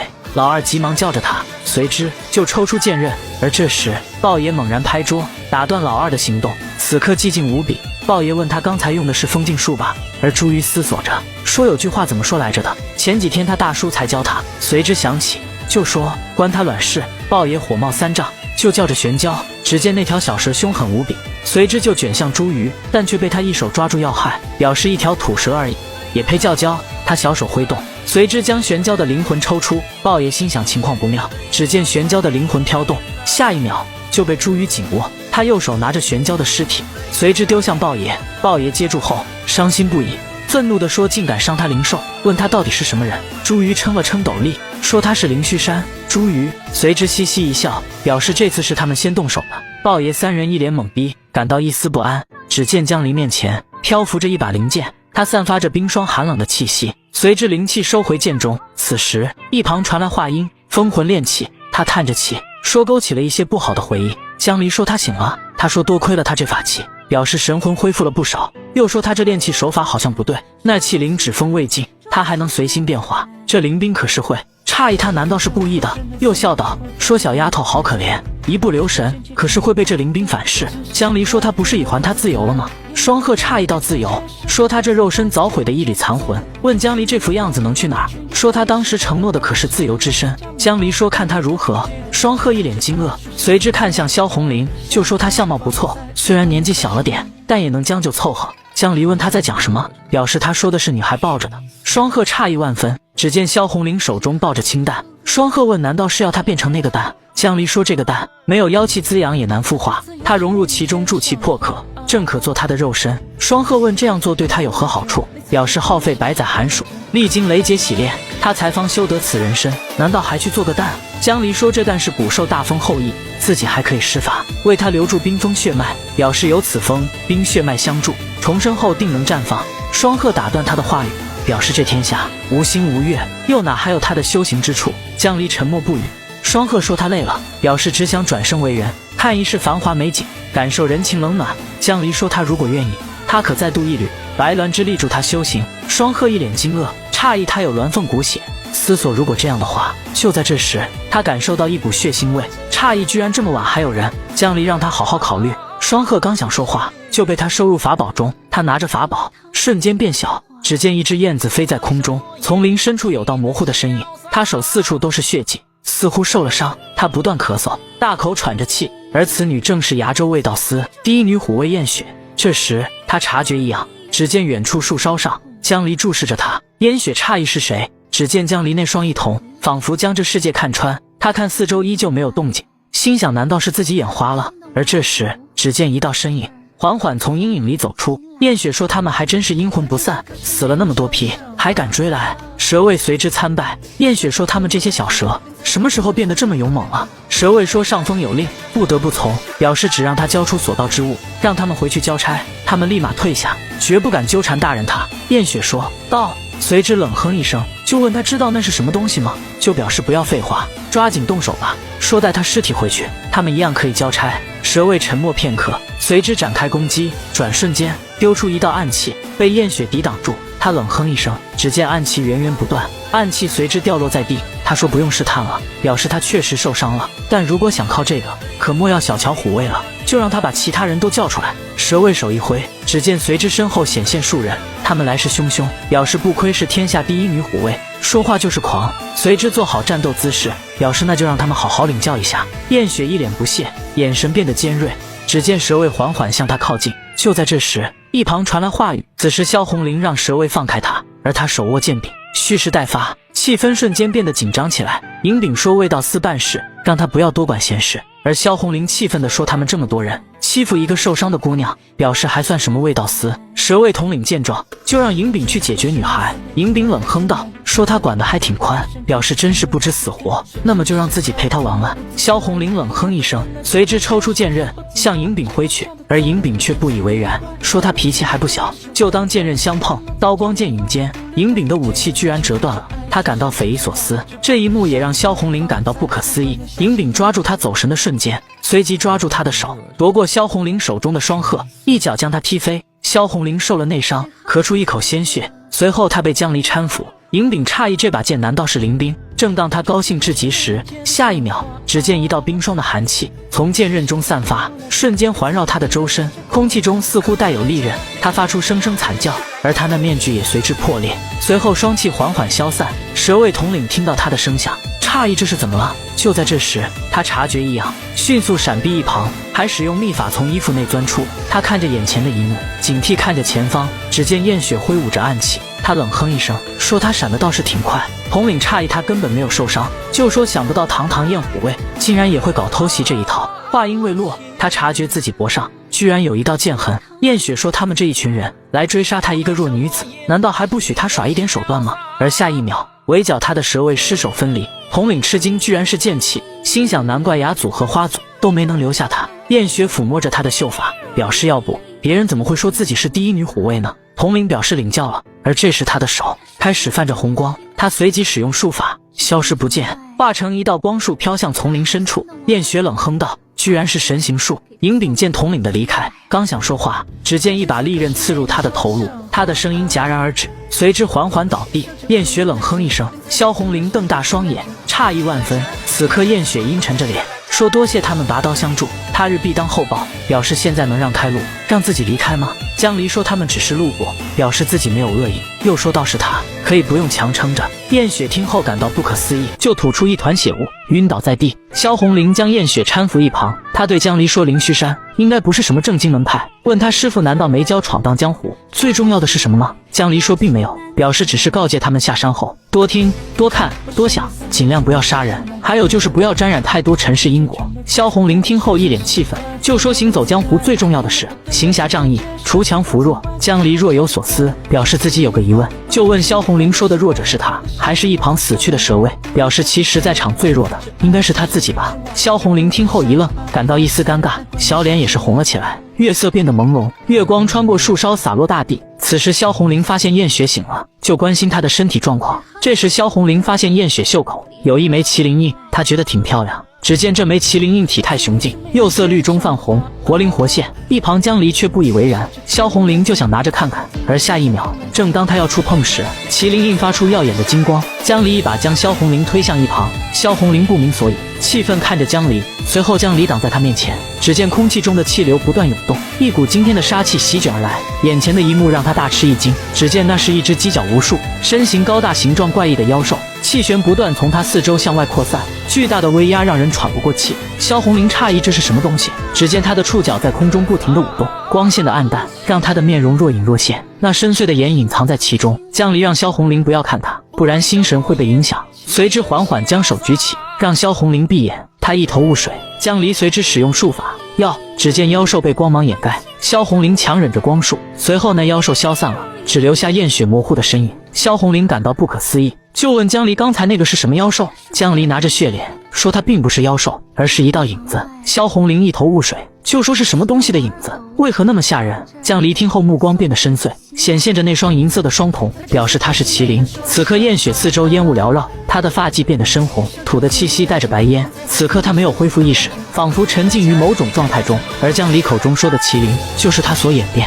此时燕雪沉浸于自己的世界，不知道外面发生了什么事情，而这里是麒麟印的空间，此地灰暗无光，一片死寂，空气中却不断回荡着他的名字。燕雪诧异万分，问道是谁在叫他，而男人的声音越来越近。燕雪抬头望去，只见那无手的麒麟头颅上坐着已经形如枯槁、求死不得的上任麒麟，而他却是燕雪的义父。燕雪察觉后就抱着他，不断向他诉苦，说他走了以后再也没有人保护他了，就连弟弟也想杀他，表示他真的不知道该怎么办。义父却缓缓说道力量，随后便拿出玉玺，而那玉玺仿佛被魔气沾染成了墨红色。燕雪见状，随即说他不要做麒麟卫，表示雪儿她不想让他死。话语未落，他义父的手已失去血肉，变成骷髅样子，身后有股魔气在不断涌现，血光照亮了这片空间。此时燕雪后悔当时不应该答应他的请求成为麒麟卫，而他义父却喃喃道责任。那玉玺也散发出血光，一股滔天的气势仿佛要从内部涌出。燕雪沉默片刻，随之阴语，那目光也变得深邃。这时义父让他签订契约，一股血腥味从玉玺内散出，魔气不断涌现的同时，一道道锁链也从其内传出，一股股强大的气息不断从其中爆发，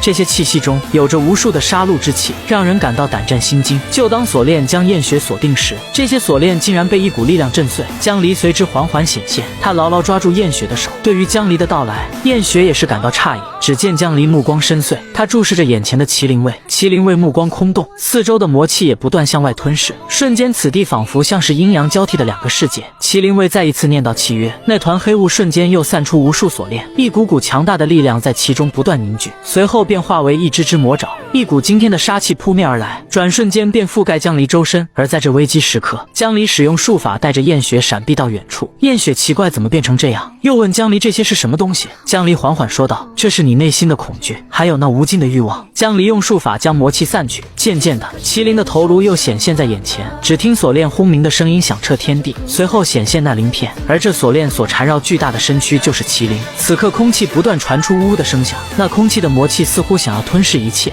每个光鲜亮丽的背后，都有着不为人知的辛酸。此时江离的指尖立在燕雪的眉头，燕雪飘散的头发在风中飞舞，而江离进入燕雪的梦中多时，两人一直处于入定的状态。萧红林看着这一幕，一时间有些无聊，纳闷他们这是在搞什么。这时江离的眼睛吸引住了他，那眉清目秀的样子看得他目不转睛，细长的睫毛随着呼吸似乎如蝶羽一样在轻轻颤动。萧红林心想还挺好看的。而此时梦境中的江离，他神情严肃，目视的前方那形如枯槁的麒麟卫，感叹虽然是梦境中的残影，但这景象未免也太过于壮观，其中又蕴含一股悲凉之意。空间内还不停回荡着麒麟卫的声音，惋惜曾经以祥瑞为名号的上古真灵，现在却被魔气侵染，落入如此下场。此时的燕雪却是少女模样，她问道：“这就是麒麟吗？”江离沉默片刻说道：“这只是借由梦境幻化出来的虚像而已。”燕雪听后诧异的同时也是喃喃自语起来，以为江离也是她所幻想出来，但却得到江离否定的回答。燕雪思索片刻，就说她不是幻象的话，那这些景象也不全是幻象，因为她义父临终之时曾说过，他把最重要的东西留给她，那就是麒麟的遗产。燕雪随之拿出玉玺，问江离知道这是什么吗？在玉玺出现那一刻，江离的双瞳瞬间变为银色，随后落下肯定的回答。燕雪感叹道：“这里面的力量不是凡人所能掌控的，但假如能掌控这份力量，他就不再是凡人了。”话音刚落，玉玺瞬间四分五裂，一团团血雾向外不断扩散，一股惊天的气势不断蔓延开来。燕雪回过神，意味深长地问江离会帮他吗？江离却沉默不语，低着头思索着什么，转头看着前方说道：“看那些人，即便是死后，灵魂也得不到解脱，只能永远成为他的食料，永远被禁锢纠缠在一起。”就问燕雪知道这些后，还想妄图掌握这些力量吗？燕雪却将玉玺紧握，默默地说这是她的责任，亦是无知荣耀。瞬间少女样的燕雪恢复原本的面容，手紧握的玉玺中散发出无尽的锁链，一股血腥的气息不断蔓延，那其中的力量让人心生畏惧。而此时萧红林看着佩剑若有所思，那剑刃隐隐约约散发着灵气，他感到似乎与以前不一样了，随后收回剑柄中，他叹了口气，看着眼前的江离，纳闷难道是他动了手脚？心想这家伙说他是灵虚山的掌教，不会是骗人的吧？年纪也和自己差不多大呢。渐渐的，他的小脸也是红了起来。就在这时，江离猛然睁眼，感到一丝惊愕，随后便吐出一团血雾，挥洒在空中。萧红林看着这一幕大吃一惊，急忙上前询问这是怎么了。江离说他没事，而萧红林却还是一副担心的样子。而这时，燕雪的手顺势拿着一把小刀，当睁眼那一刻，猛然向江离刺去，却被萧红林抽出剑刃抵挡，一道剑鸣之音响彻天地。萧红林怒斥燕雪，问他想干什么。而江离从燕雪梦境中受了内伤，正不断咳嗽，鲜血从指尖缓缓流下。燕雪看着眼前的两人感到诧异，回过神后对刚才的贸然出手感到抱歉，随即放下手中的短刃，表示他刚醒，神志不清，误把他们当成追杀自己的歹人了。萧红林冷哼一声，说刚才可是出手帮了他。燕雪听后也是歉意连连，随后向萧红林问道：“妹妹，你是青山府萧家的吧？”萧红林奇怪燕雪是怎么知道的，燕雪说是她猜的，说她和红长长得很像。萧红林听后一脸诧异，问她怎么知道堂姐的名字，随后她也说了自己的名字。燕雪摸了摸她的头，口中喃喃道：“真是好名字。”又问她为何会来到此地，是去总司参加今年的味道四五考吗？就得到萧红林肯定的回答。燕雪说她小小年纪挺有志气，让她以后要多努力，一定会成为像她堂姐一样的虎卫。随后疑惑地看着江离问道：“不知少侠是什么人，该如何称呼呢？”萧红林转头看着江离，说他是受堂姐之托陪自己去总司的，让燕雪可不要小瞧他，表示他可是灵虚山的掌教。话音未落，就被江离打断，而不远处有道目光在注视着他们。被江离察觉后，就说道：“有人来了。”燕雪注意后，就让他们出来。只见不远处的树梢上有道模糊的人影，身穿着卫道司的服饰，面部戴着红色的面具，那目光露着一丝凶狠。人影被察觉后，随即从树梢跳下。当他落下后，另一人的身影也缓缓从黑暗中走出。萧红玲奇怪他们是什么人，而他俩的服饰略微有所差异，显然所属不是同一个部门。而当他们都从迷雾中走出时，萧红玲也回想起他们是什么人，随即抽出剑刃准备战斗，可下一秒就被燕雪抵挡。禅尉看到那碧绿的玉玺时，他那目光感到不可思议，随即向燕雪参拜。蛇卫奇怪他的动作，但随后也做出同样的举动。萧红玲见这一幕一头雾水，燕雪让他不要担心，表示他们都是自己的人。在短暂交流一番，燕雪让属下拿纸，一名手下见状随即从胸口拿出，随燕雪口念默后，另一位部下随之抽出刀刃，王掌心一闪而过，一道鲜血缓缓流下，两人跪地举之，等待燕雪的吩咐。空气中弥漫着雾气，显得有一丝诡异。随后燕雪用手沾染上鲜血，以血当墨，挥笔如下，写下几个大字后，又挥动着袖口，只见那麒麟印短暂抖动片刻后，瞬间变大，随即被燕雪握在手中，就像纸上按下。而这只是除妖符魔状，正是崖州卫道司的标志物品。而燕雪所写的字是准许此人入司。当萧红玲看后，感到大吃一惊。燕雪说道：“多谢救命之恩，无以为报。”表示他们去总司可以带着这个物品，到时自有用处。随后他们说了几句离别的话语。江离、萧红玲骑上马儿与燕雪告别。几人看着远去的江离，若有所思。渐渐的，江离他俩的身影消失在视野里。此时燕雪意味深长地问道：“二位，若是要你们除掉那位少年，可有把握？”短发女子听后一愣，而就这短暂的瞬间，就被燕雪察觉，一股杀气从脸上升腾而起，随即反问道：“你认识他？”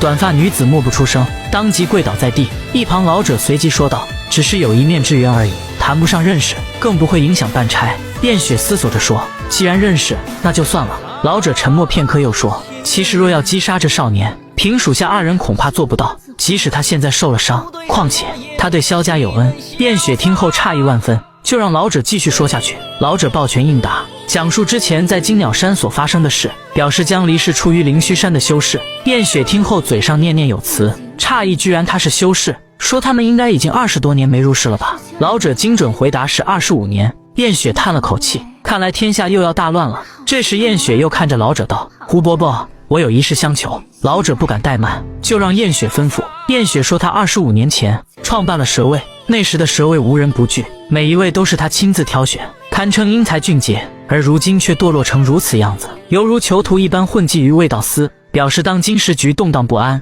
天下愈乱，请求胡伯伯他重掌蛇卫，恢复往日的辉煌，还请他看在家父昔日的交情上不要推辞。老者听后沉默不语，他叹了口气，说当年燕老弟对自己有救命之恩，于情于理也不应该推辞。燕雪又说道：“况且你现在已经是禅尉。”话音未落，就被老者打断。他感叹道：“老夫早已转去禅部，但这些年都没管过事，且年事已高，处理事务有心无力啊。”眼前这位老者，就是之前出现在金鸟山的胡禅尉。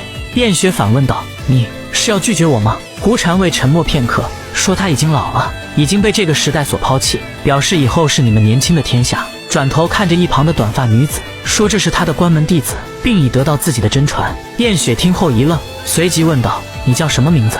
短发女子答道：“回禀主公，卑职无名，师父赐号竹叶青。”燕雪听后，嘴上喃喃自语起来，就让竹叶青起来。竹叶青双手抱拳应答。随后燕雪问他是否愿意带他师父执掌蛇卫，就得到他肯定的回答。燕雪表示在此之前，让他去崖州卫道总司办一件事。从这一刻起，天地间的格局仿佛注定要发生动荡了。你还记得那拥有一童的小孩吗？孩童的外表下，却有着与之不相符的强大实力。此时酒馆内，朱瑜将豹爷3人干翻在地，他表示还挺扛揍的。豹爷一脸不服气：“你可知道我们是什么人？”朱瑜却不屑一顾：“管你们是什么人，反正是你先欺负俺的。”豹爷冷哼道：“我们是卫道司，是护卫大权，与统天下12州的卫道司。若要总司知道，你就等着山门被灭吧。尽管天下虽大，却再无你容身之处。”听着豹爷的话语，朱瑜却不以为然，他不屑地问道：“你们总司能打的人很多吗？”豹爷怒吼道：“怕了吧，赶紧从我身上下来！”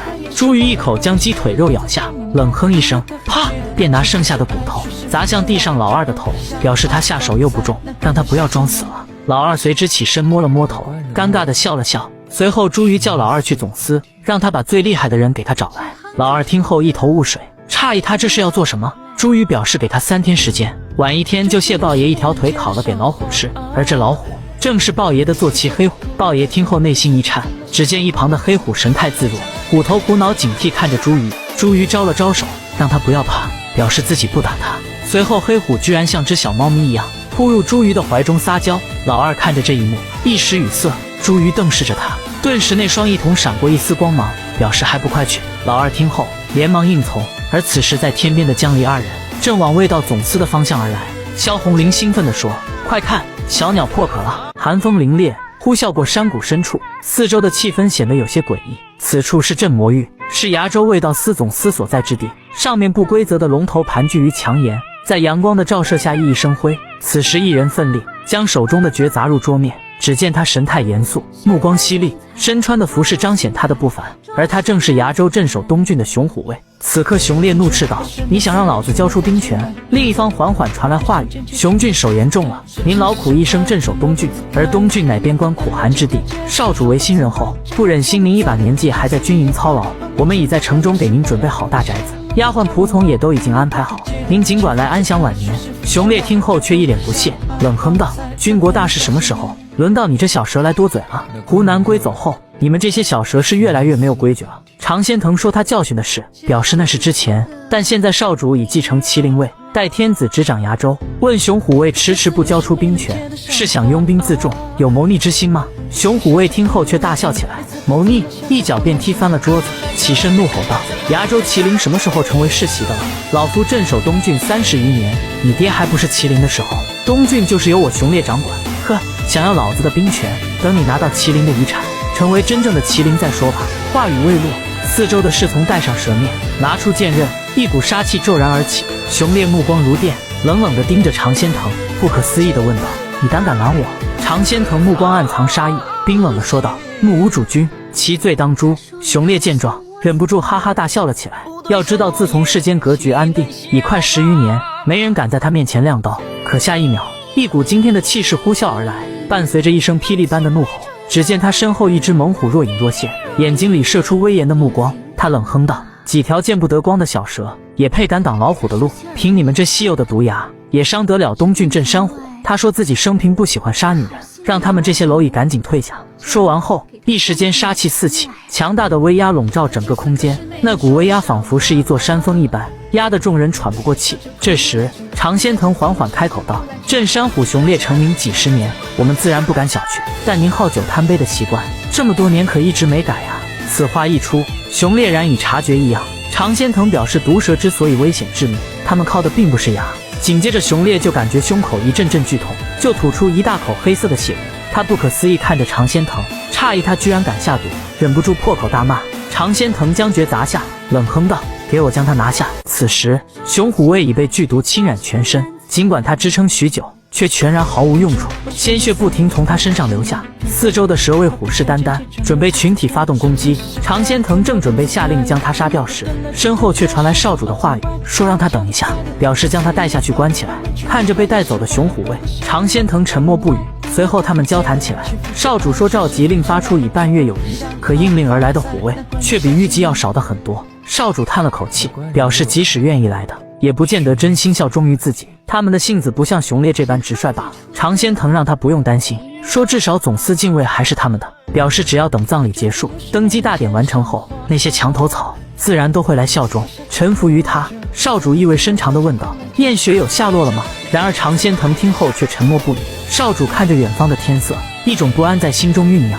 寒风呼啸而过，四周到处散发着阴森恐怖的气息。此时萧红玲指着前方说道：看，那上面就是崖州卫道司的总司。萧红玲想着可算到了，正准备好好休息时，她怀中却传来咕咕声。她一脸宠溺看着怀中的灵兽，这只灵兽正是之前那颗清蛋。萧红玲察觉天色要下雨，表示得赶快进城才行。此刻的江离因上次的事，体内的元气还未恢复，便咳了几声。萧红玲问他身体如何，江离嘴角一扬，表示没事，让他不要担心。此刻一所山洞内，四周寂静无比，灵犀听见有水滴的声响，只见一人蜷缩跪地不起。这时一旁传来话语：“你就这样回来了？”他听后满头大汗，身体不由自主地颤抖，口齿颤栗地说道：“常先生，饶命！”话语未落，只见四周盘踞着一条通天巨蟒，正不断发出嘶嘶的声响。顺着巨蟒的身体向上看去，有道模糊的身影坐立其中，而这人正是常仙藤。此刻他平淡地说：“为何要杀你？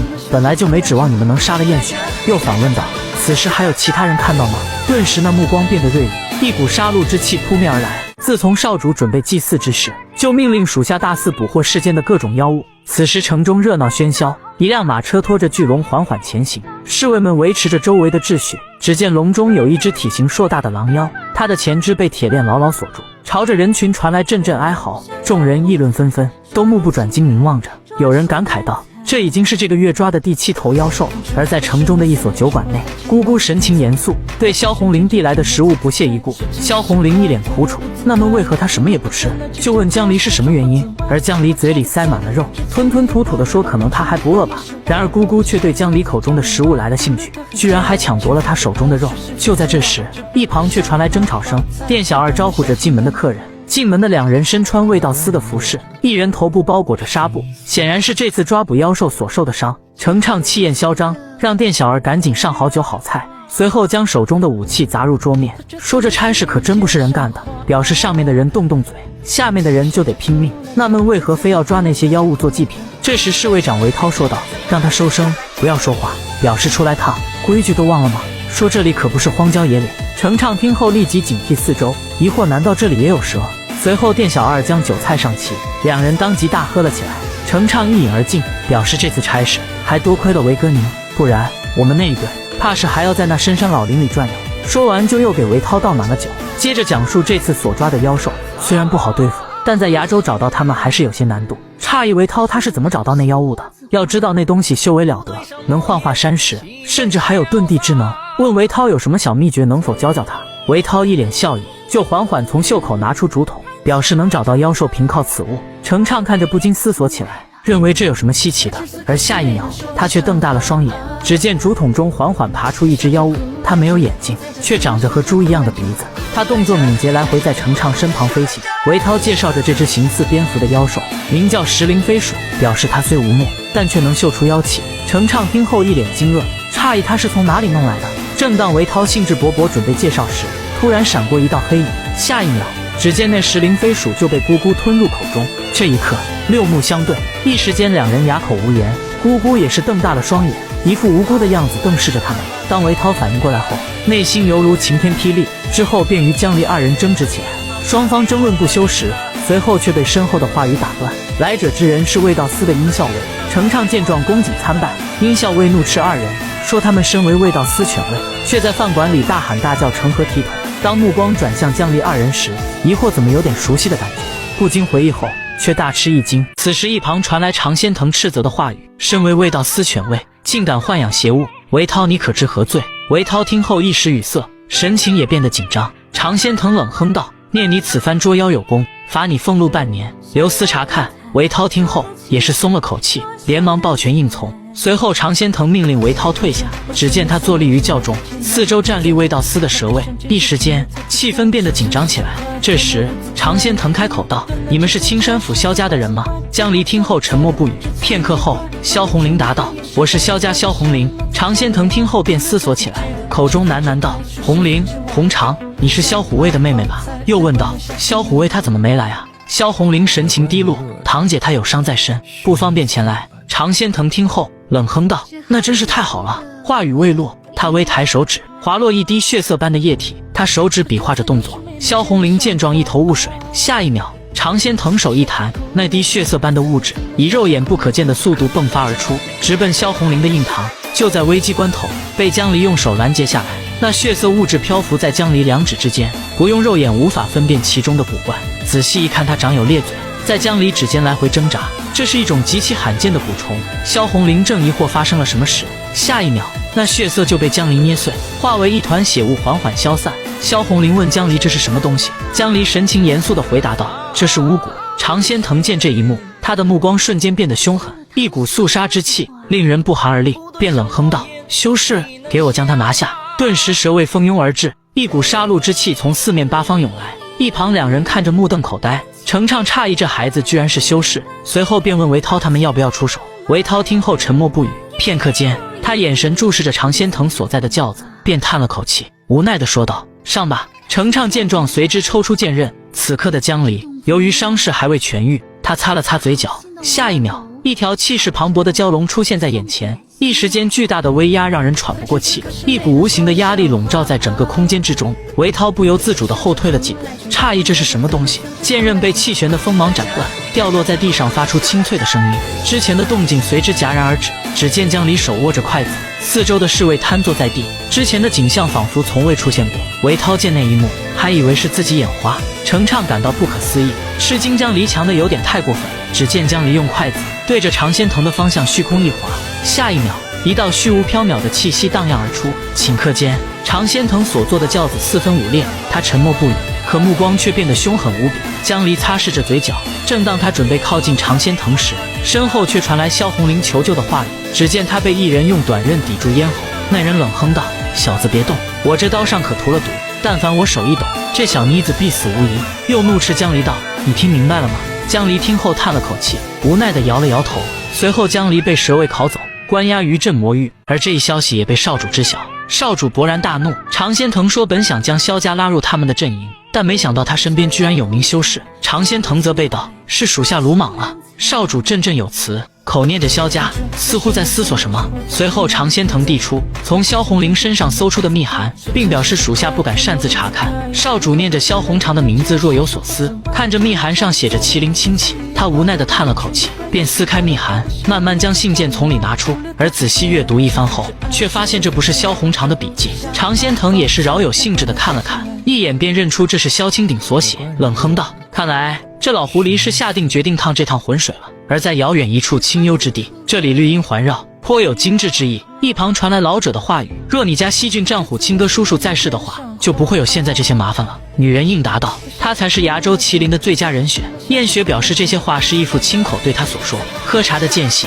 她眼神微挑，观察着对方的神色，而她面对之人正是萧家家主萧清鼎。萧清鼎沉默片刻，说那些都是过去式了，表示萧家已经人丁凋零，红长也身负重伤，以宋姓总司辞去虎卫之职。至于自己年事已高，早就告病休养，后者老脸挂着虎卫的虚职罢了，也只是求一份薪俸养老而已，表示这些老胡都知道。燕雪听后看了一眼胡禅卫，而他则沉默不语。随后燕雪继续说着：“清鼎伯伯，雪儿此次前来其实是……”话语未落，就被萧清鼎打断：“不用说了，你既喊我伯伯，我就倚老卖老一回。你能来看望我，伯伯很开心。旅途劳累，你们也累了，明天我安排几处好玩的去处，你们安心玩一阵子就回吧。”燕雪听后，眼神闪过一丝寒光：“我能给您带来一个重振萧家的机会。”萧清鼎听后面不改色。燕雪表示：“只要您助我登上崖州麒麟，萧家便能再复荣华。”听完燕雪的话，萧清鼎忍不住笑了起来，反问道：“你有多少人马？是有东郡边军，还是有南郡猎妖船？北郡镇魔兵属于禁卫，只守镇魔域，不理崖州事务，更加不可能帮你了。至于蛇卫，但据老夫所知，老胡早已辞去统领职务，当今掌管蛇卫的可是少主身边的红人常仙藤啊。”又冷哼道：“我也只是看在与当年燕老弟的情分上，不然就把你绑了送入总司，想必雷鸣那孩子也不会亏了我萧家吧？这些事可比你说的那些简单多了。”一时间寂静无比。燕雪冷哼道：“你以为我和你是在谈生意吗？那我换个说法吧，我给你两条路让你选。”只见燕雪手微微一动，手腕的麒麟翼散发出金色的幽光。萧清鼎见后大吃一惊，随后燕雪手所处的位置，一时间那枯叶犹如重获生机，竟长出枝条熠熠生辉。随着枝条的蔓延，顷刻间整个庭院被硕大的藤蔓笼罩。燕雪表示归顺他，将许诺萧家再续百年富贵繁华。萧清鼎被眼前壮观的景象震惊，一时说不出话。燕雪云淡风轻地说：“你也可以拒绝我，但今夜过后，崖州将再无什么青山府萧家。”萧清鼎听后一时愣在原地。燕雪又冷哼：“选吧。”萧清鼎眼神中的杀气尽露。萧清鼎无奈地叹了口气，这脾气真是一点也不像燕北飞啊。随后萧清鼎低头叩首：“崖州西郡萧家家主萧清鼎，代萧氏全族，跪迎麒麟。”这一刻预示着天地间的格局就此要发生转变了。凛冽卷玄东，复宣室飞阁，卫道司深处的镇魔域，四周挂着无尽的皱纹，牢笼内束缚着被卫道司认定的死囚。距离萧红林被抓已有一段时间，这期间萧红林茶饭不思，整天愁眉苦脸，少主在知晓这个情况后，也来到关押他的房间，在吩咐下属退下后，他缓缓走到桌前，随手一指便点燃了烛台。在蜡烛被点燃的那一刻，咕咕便有了动静，发出一丝声响。只见萧红玲蜷缩在角落，神情中夹杂着惶恐，却又默默注视着。这时，少主却将咕咕的鸟笼打开，咕咕便飞入了萧红玲的怀中。看着这一幕，少主忍不住称赞道：“这只灵兽很不错。”说自己小时候做梦都想拥有一只这样的灵兽。话语之际，咕咕眼神变得凌厉，警惕着少主的举动。而少主陷入了回忆，说他5岁时，一次父亲的贺礼中就有2颗妖兽卵，一颗给了自己，另一颗则给了他。献上此物的人说，他们来自于明州，是从裂谷峭壁上的巢穴所盗取，表示养大后可以骑着它翱翔天际。从那时起，自己不管是吃饭睡觉还是练功，始终舍不得放下，想着有一天能将它孵化，拥有自己的灵宠。可时间一天天过去，灵兽卵始终没有动静，但它的却孵出来了。看着那金色的眼睛，乌黑的羽毛，脑袋后有血色的冠，有种说不出的神韵。后来才知道，她是那年父亲收的义女。第一次见到她时，自己只注意到她抱着的小鹰，当时像失了神一般，周围人和她说了什么，自己都没有听见，所有的心神全被小鹰占据了，有种想要霸占她的冲动。后来等只剩下她和自己的时候，便开口向她要了过来。这时萧红玲问道：“那她给你了吗？”少主听后沉默片刻，给出了肯定的回答。萧红玲却若有所思。随后少主问她堂姐的伤势如何，萧红玲变得有些失落，表示大夫说她无性命之忧，但需要好好调理。说完后，萧红玲不禁回想起眼前之人，以前似乎见过他。少主表示自己去过他的家，说当年萧青鼎玉和自己父亲联姻，想把红长许配给自己，但可惜红长不同意。萧红玲叹了口气，表示堂姐有意中人了。少主神情有一丝无奈。说完这些，气氛变得安静了许多，直到少主说话才打破这平静的一幕。他说最近城中很乱，让萧红玲不要出门，过阵子再送她回去。说完后就准备离开，临走之时却被萧红玲叫住：“等下，江离呢？和我同行的少年去哪了？”少主听后迟疑了一会，冷漠地说道：“那人已是修士余孽，现已押入镇魔狱，待身份核实后即刻处决。”此刻双鹤悄然显现，一脸玩味似的看着江离，说他也有被囚禁的一天，问他关起来的感觉如何。江离看着双鹤，他云淡风轻地说：“人生在世，大到世间天地，小至肉身躯壳，皆是囚笼。既然如此，为何要在乎所谓关不关呢？”双鹤一愣，不屑地说：“他们修士倒是挺会自我安慰。”但又叹了口气，看着四周不起眼的铁链，说：“这囚笼关凡人还行，对他来说算形同虚设吧。”不禁感叹，看来这世间已经遗忘了修士的恐怖。江离沉默片刻，问双鹤：“他甘愿放弃转院重生，却为何要跟着自己？”双鹤思索一番，无奈地说：“他只是接受不了重新变回一颗蛋罢了。”又笑着说：“跟着他，相比转世重生更为有趣。”表示毕竟他人这么好，可以为了毫无关系的燕雪情愿负伤，为了红玲那小丫头更是甘心被囚禁。又问江离他能否为自己找一具肉身呢？难道是自己的美貌不如他们吗？说完就幻化成燕雪的模样，转眼又变成萧红玲的样子。问江离他是喜欢什么样的呢？见江离沉默不语，双鹤便抱着江离，眼神颇有玩味看着他，说江离他肯定就是喜欢红玲了。江离最终忍不了双鹤的无理取闹，随着他一声劲，双鹤瞬间就变成一个扎着发箍的孩童。他惊慌失措，随即大叫起来，质问江离他为何要把他变成这个样子。江离却说魂魄凝练，灵体收据，这样对他有好处。双鹤听后也就此作罢。之后他们用下棋打发这枯燥的时间。只见双鹤小手一挥，空气中的气流扭转凝固，瞬间就化为一颗冰旗，漂浮在他手间。随着棋子的落下，他无奈看着江离，表示该轮到他了。下棋的间隙，双鹤由于是魂灵状态，对灵力的感知更加敏感。他察觉到江离体内的伤是神魄受损，而神魄损伤会导致道基不稳，他就让江离尽早吐纳调养，不然体内浑浊之气会侵染全身。江离咳了咳，表示自己并无大碍。这时双鹤又察觉到此地的灵气似乎比外界的更加浓郁，诧异牢狱囚笼难道是世间难寻的修炼宝地？就问江离他是否也感觉到了，可江离却没有作答，反而捡起石子，表示继续下棋吧。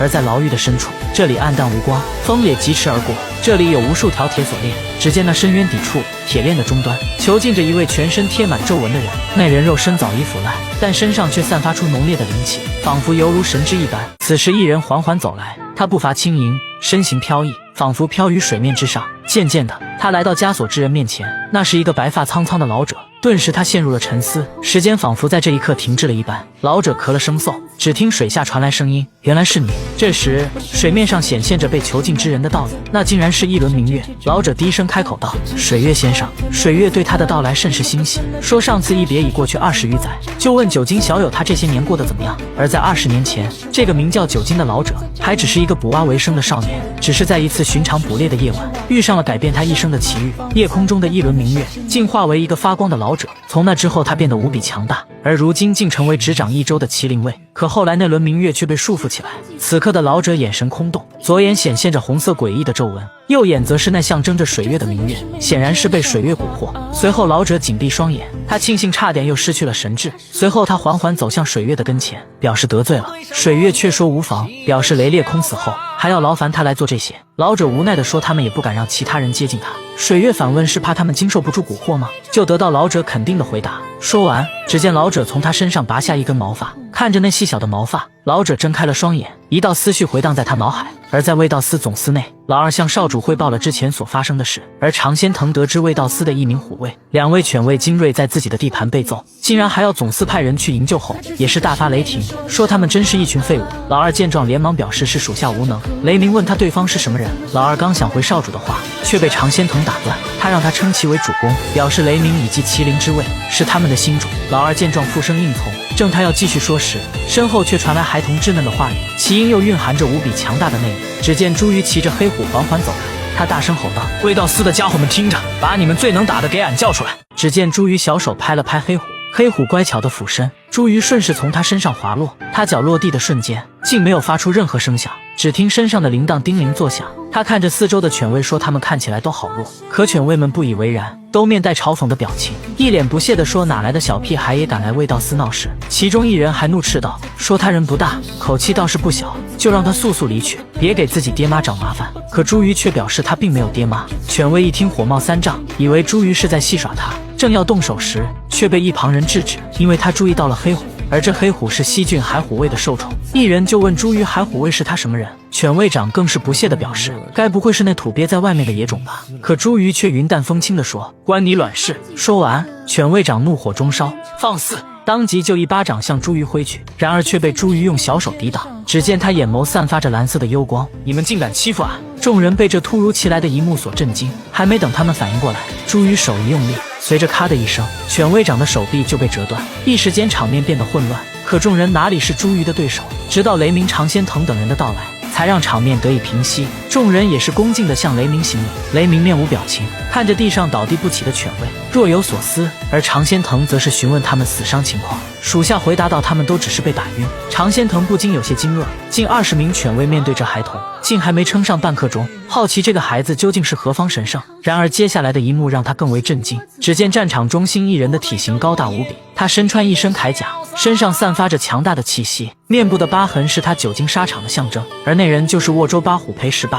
只见他抽出身后的灵兵，变化为一道古灵激荡而出，此刻他的气息变得凶猛狂暴，而且还带着一股无法形容的恐怖杀意。常仙藤对他的到来令他颇为意外，惊愕沃州的禁卫统领竟会出现在这里。此时裴18眼神空洞，但目光却暗藏杀意。这时一旁传来朱鱼稚嫩的话语，朱鱼指着他，气愤地说他耍赖，表示他不讲武德，竟然使用灵兵。而裴18所用的灵兵区别于萧家和灵虚山灵兵，上面散发着不祥的魔气。裴18听后并未说任何话语，因为他察觉一道更为恐怖的气息。只见朱鱼从袖中拿出木棒，而下一秒天空中出现2条体型庞大的龙精金鱼，一只象征火属性的飞火，另一个代表冰属性的流明，上面散发着无比恐怖的气息，一股恐怖的杀气弥漫在整个空间之中。裴18一愣，他从未见过如此场面。随着飞火流明的攻击，水火交融，2道攻击相碰的瞬间掀起无数激荡，攻击的能量更是净化了那沾染了魔气的灵兵。这凄厉的攻击让裴18眼神变得深邃，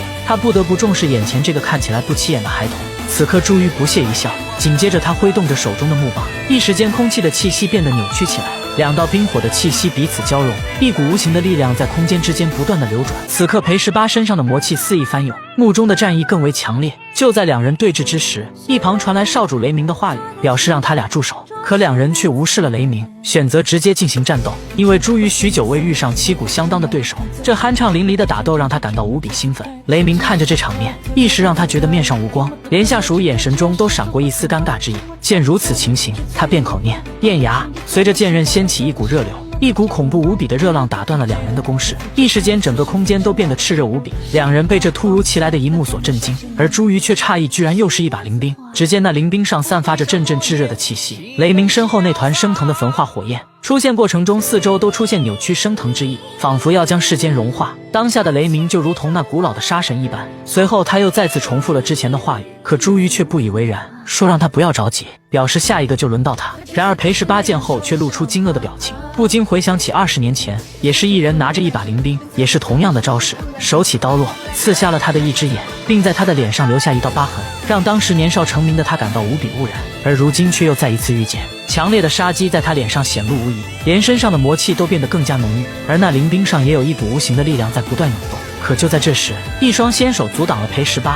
裴18见后立即低头向女人示意，随后女人说这里是崖州，他们本不应该在崖州境内妄动兵刃，表示自己花月，待他向雷鸣赔罪。当场仙藤看到他的容颜后，对他的到来面露震惊之色。只见女人穿着一袭素雅庄周的黑袍，其身上的高贵神色自然流露，面容秀美脱俗，一双晶亮的眸子让人不得不惊叹于她清雅灵秀的光芒。而她就是沃州州牧淡台花月灵禅夫人。四周一片寂静，唯有急促的呼吸声表露了众人内心无法置信的骇然。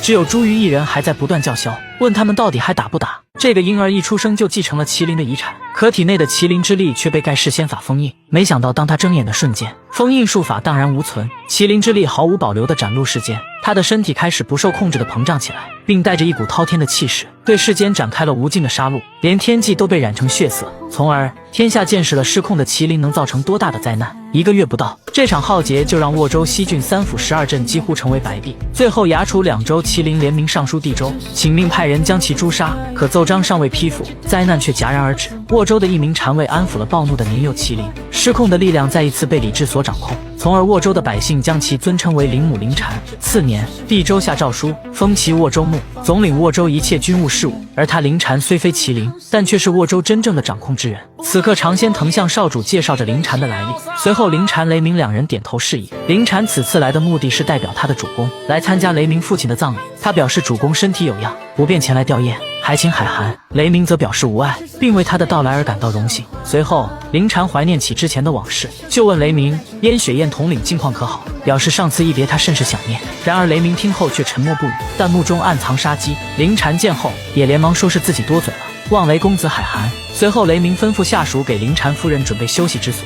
在临走之时，灵禅注意到一旁的常仙藤，便开口问道，想必这位就是常先生吧？就得到常仙藤肯定的回答。两人在谈论一番后，灵禅问起关于滁州麒麟的去处。常仙藤诧异，沃州麒麟卫也来了吗？灵禅解释道，在数日前他老人家就传讯给自己，表示会在此一聚，算下时日他应该早就到了。雷鸣常仙藤四目对视，显然对滁州麒麟卫的到来不知情。他们没有收到任何消息，脸上写满了震惊之色。这时身后传来一个孩童稚嫩的话语，请问你们刚才在聊什么麒麟呀？而在一处阴森幽暗之地，耳边不断传来野兽的嘶吼。只见不远处有一道模糊的身影，他不断叹着气，似乎碰上了棘手的麻烦事。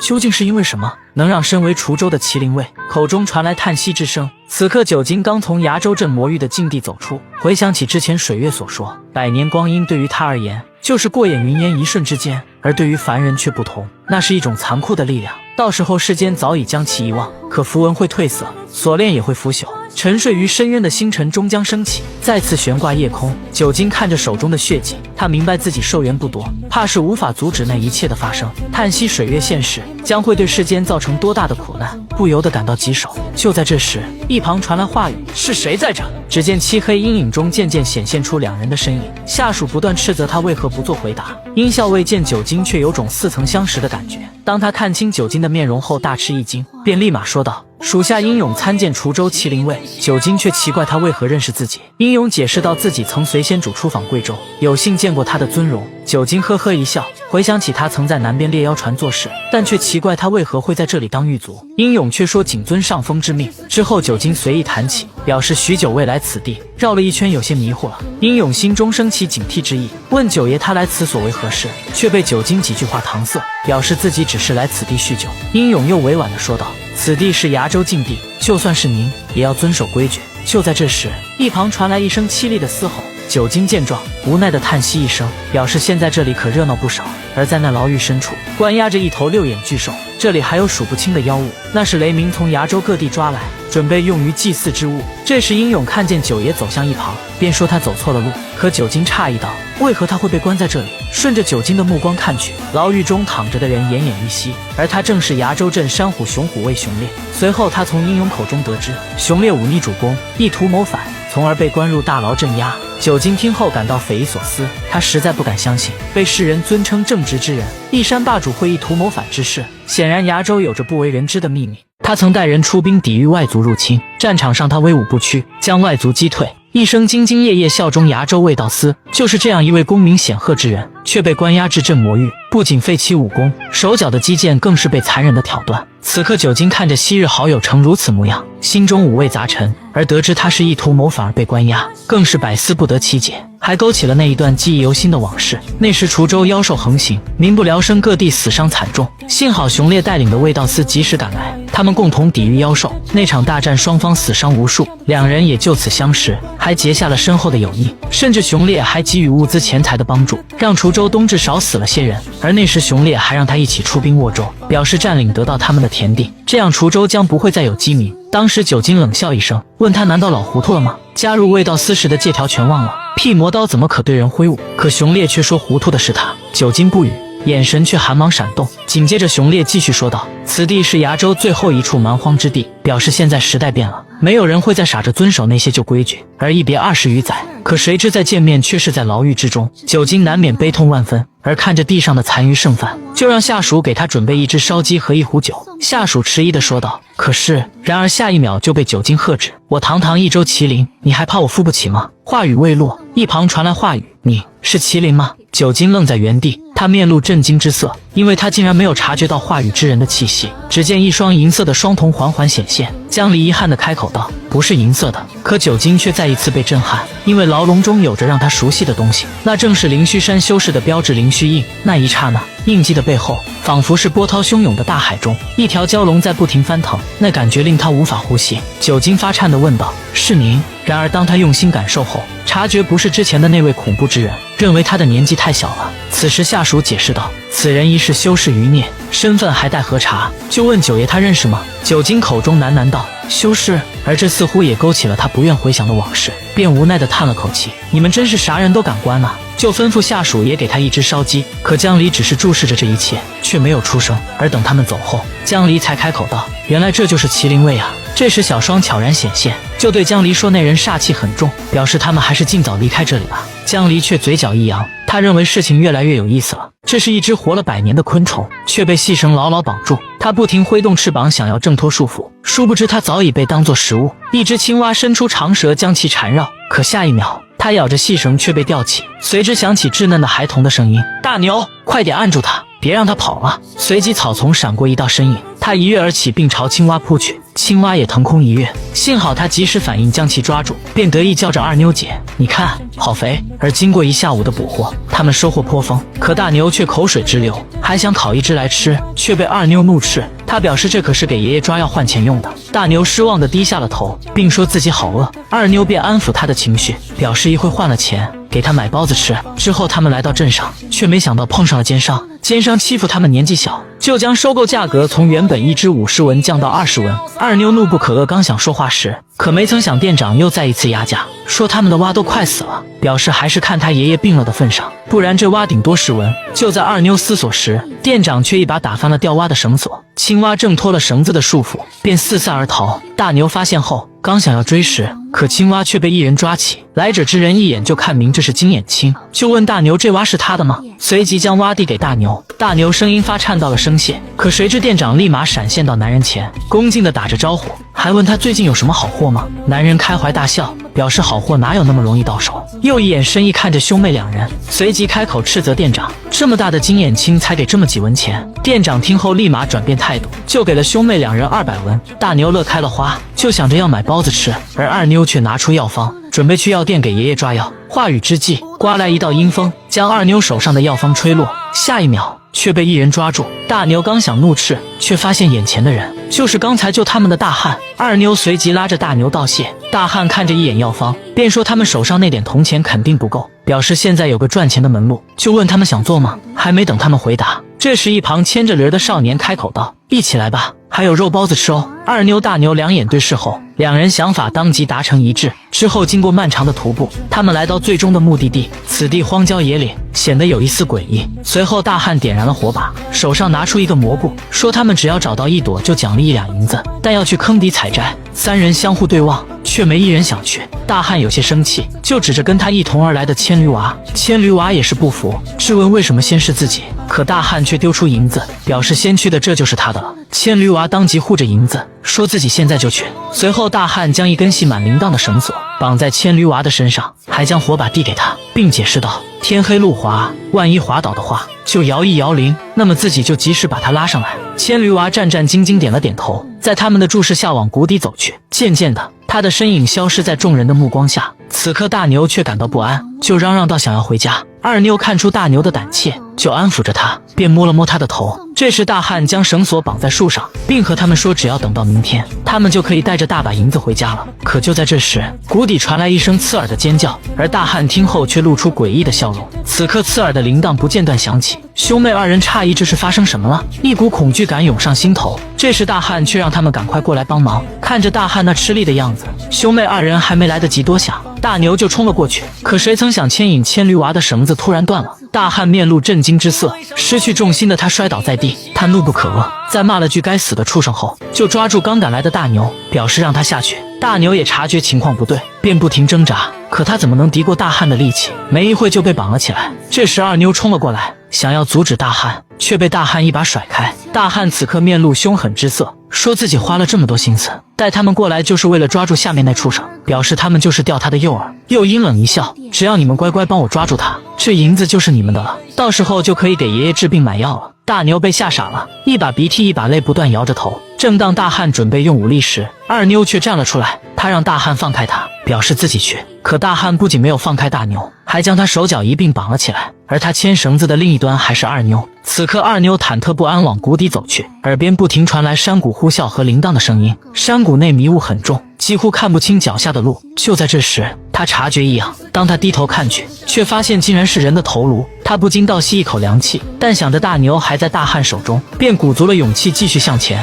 这时他隐隐约约感到有什么东西在跟随，便四处张望。下一秒，巨大的动静从身后传来，他一惊却没有做出任何抵抗。只见迷雾深处伸出一条长蛇缠绕住二妞的腰。与此同时，铃铛响起急促的声音，可声音吸引来的不是之前的大汉，而是另一人的话语。他好奇居然碰上了金蝉兽，而此时金蝉兽口中也不是二妞，而是一根木桩竖立其中。一道模糊的身影从金蝉兽背上一跃而下，他姿势轻盈缓缓落地，而他正是二妞。大牛见状也是泣不成声。二妞看着此人，疑惑地问他是什么人，而来者之人面戴红色面具，身穿味道司的服饰。他开口道，老夫湖南龟，凤崖州麒麟卫之命，诛杀憨宝之人。此话一出，二妞这才发现之前的大汉已无生气。这时湖南龟却意味深长地说，娃，你可愿拜我为师？他不是人，却有高深莫测通天之能，曾驰骋天下，威震一方，即使死去100年，肉身依旧不死不灭。就是这样堪称无敌的存在，却被镇压在镇魔域，身体的四周更是有无数捆仙锁链。而这是卫道司的境地。先许有人到来，可这时却传来动静。水月见此，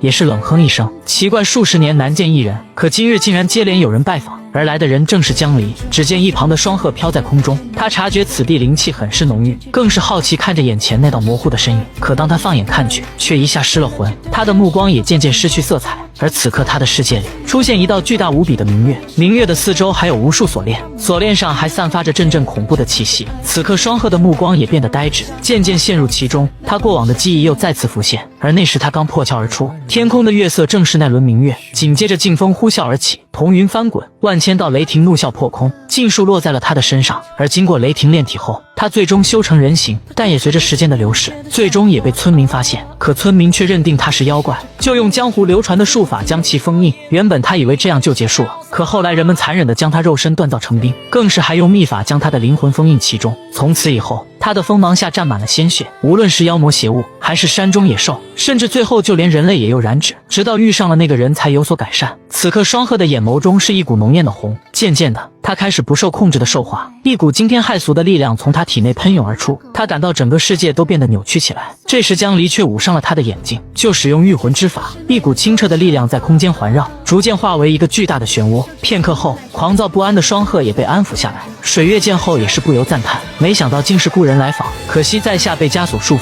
不能起身相迎。说完后，却又从江离的气息中察觉不是之前的那个人，就问江离是谁，为何会有如此相似的气息。江离只是淡淡的答道，表示自己是灵虚山掌教。水月这才恍然大悟，口中喃喃道：灵虚山，原来你是他的后人。你既然已继承掌教之位，想必他已经仙逝了吧？江离疑惑地问道：你认识我师父？此话一出，水月不禁响起爽朗的笑声，随着他的笑声，山谷间也不断传来震动，连四周的水面都开始泛起涟漪，一股强大的气息蔓延开来，让人感觉到心神一颤。随后江离从水月污浊的口中得到了肯定的答案，可接下来水月的话语让他的银色的眼眸中泛起一股杀意。水月泛起一股凶意，说若不是他，凭自己通天之能怎么会沦落至此？若不是自己，你那已修成不灭元婴的师父，又怎么会生死道陨呢？他有通天之能，死后100年肉身依旧不死不灭，更是与那修为极高的元婴修士同归于尽，而现如今却被铁链枷锁囚禁于此。此刻面对水月挑衅的话语，江离一言不发。不知过了多久，江离冷哼一声，报仇？师尊他可从未说过有什么仇人，他一生历经世事沧桑，饱经磨难，更是享受千余载。他曾对我说过很多事，讲过那大山深处不见天日的异名，见过传说中拥有强大力量的古兽，而任何事物即使是草中的小蛇，只要历经雷劫，就终有翱翔天地的一天。而凡人握剑直面妖魔，只为守护那弱者，但他可从未提起过你，可见你所做的事对于他而言不值一提。水月听后却云淡风轻地问江离，你来此事为何？江离却表示是自己没事瞎逛逛而已，说完便随之离开。水月见江离走后却没有任何话语，但隐隐约约感到一股恐怖的气息在空间环绕，仿佛随时都会爆发出来。此刻江离从山谷中走出，就让双鹤不要装睡了。双鹤见被拆穿也是微微睁眼，更是向江离道谢，将自己从失魂状态中救出。而双鹤接下来的话语，他没有想到这里囚禁的居然是他，江离也是如此，而他就是尘渊行走与世间的代言，水月先生。双鹤对江离认识水月而感到诧异，疑惑他居然还那样和他说话，可江离却说就是他害自己师父道心绪乱，自己这样就是为了气下他。而在江离走后没多久，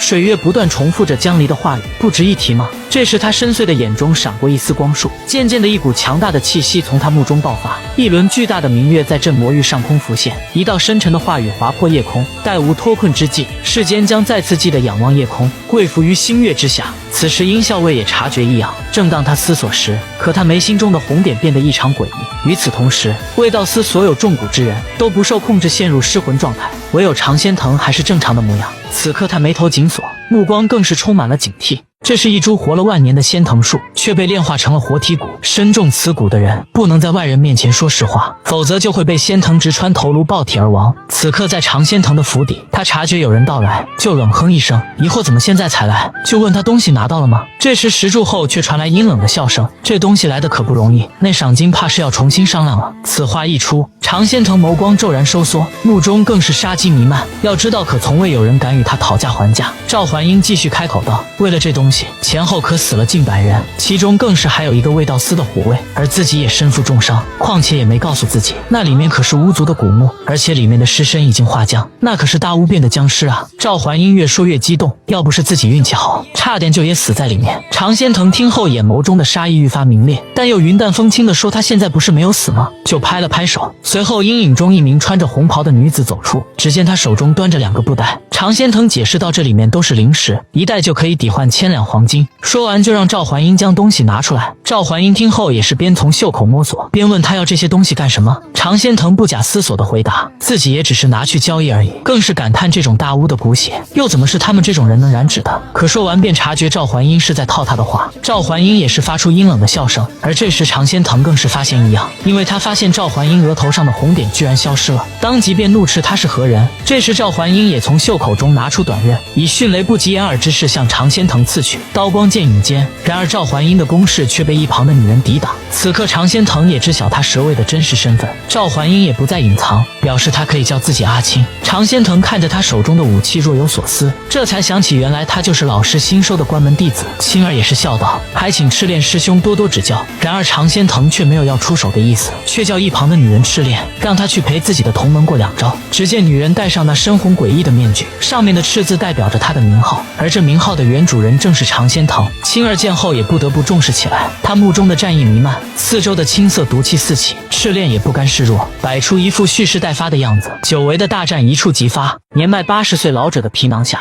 却是18岁的花季少女。当常仙藤看见她显露那青色的巨蟒时，心中波澜万千，往日的记忆又浮现在他眼前。那时他俩出于同门，更是有着师姐弟之情，每日闲暇时都在比武练习，因此每天都有不小的进步。常青竹还给当时的他们分别取了代号，正因为他们没日没夜的努力，两人最终一同加入了卫道司。他们也不再因血脉的问题东躲西藏。然而好景不长，蛇卫内部的一道诛杀令让常仙藤内心一颤，蛇卫认定常青竹为叛逃者，更是给出谁拿回他的血脸，谁就是新蛇卫统领的奖励。但后来谁也没能将其带回。从那之后，常仙藤就再也没有见过他。时光荏苒，再次相见却是如此模样。此刻阿青彻底与黑暗融为一体，悄然出现在常仙藤身后，正准备给出致命一击时，却被常仙藤察觉。虽然那尖锐的暗器已深深刺入他的掌心，可常仙藤还是云淡风轻地说他平常不杀人吧，表示他太紧张，气息都乱了。紧接着，常仙藤被刺穿手的掌心中飘出一股黑烟，阿青察觉是蛊毒后大吃一惊，便立马消失在原地。常仙藤闭目凝神，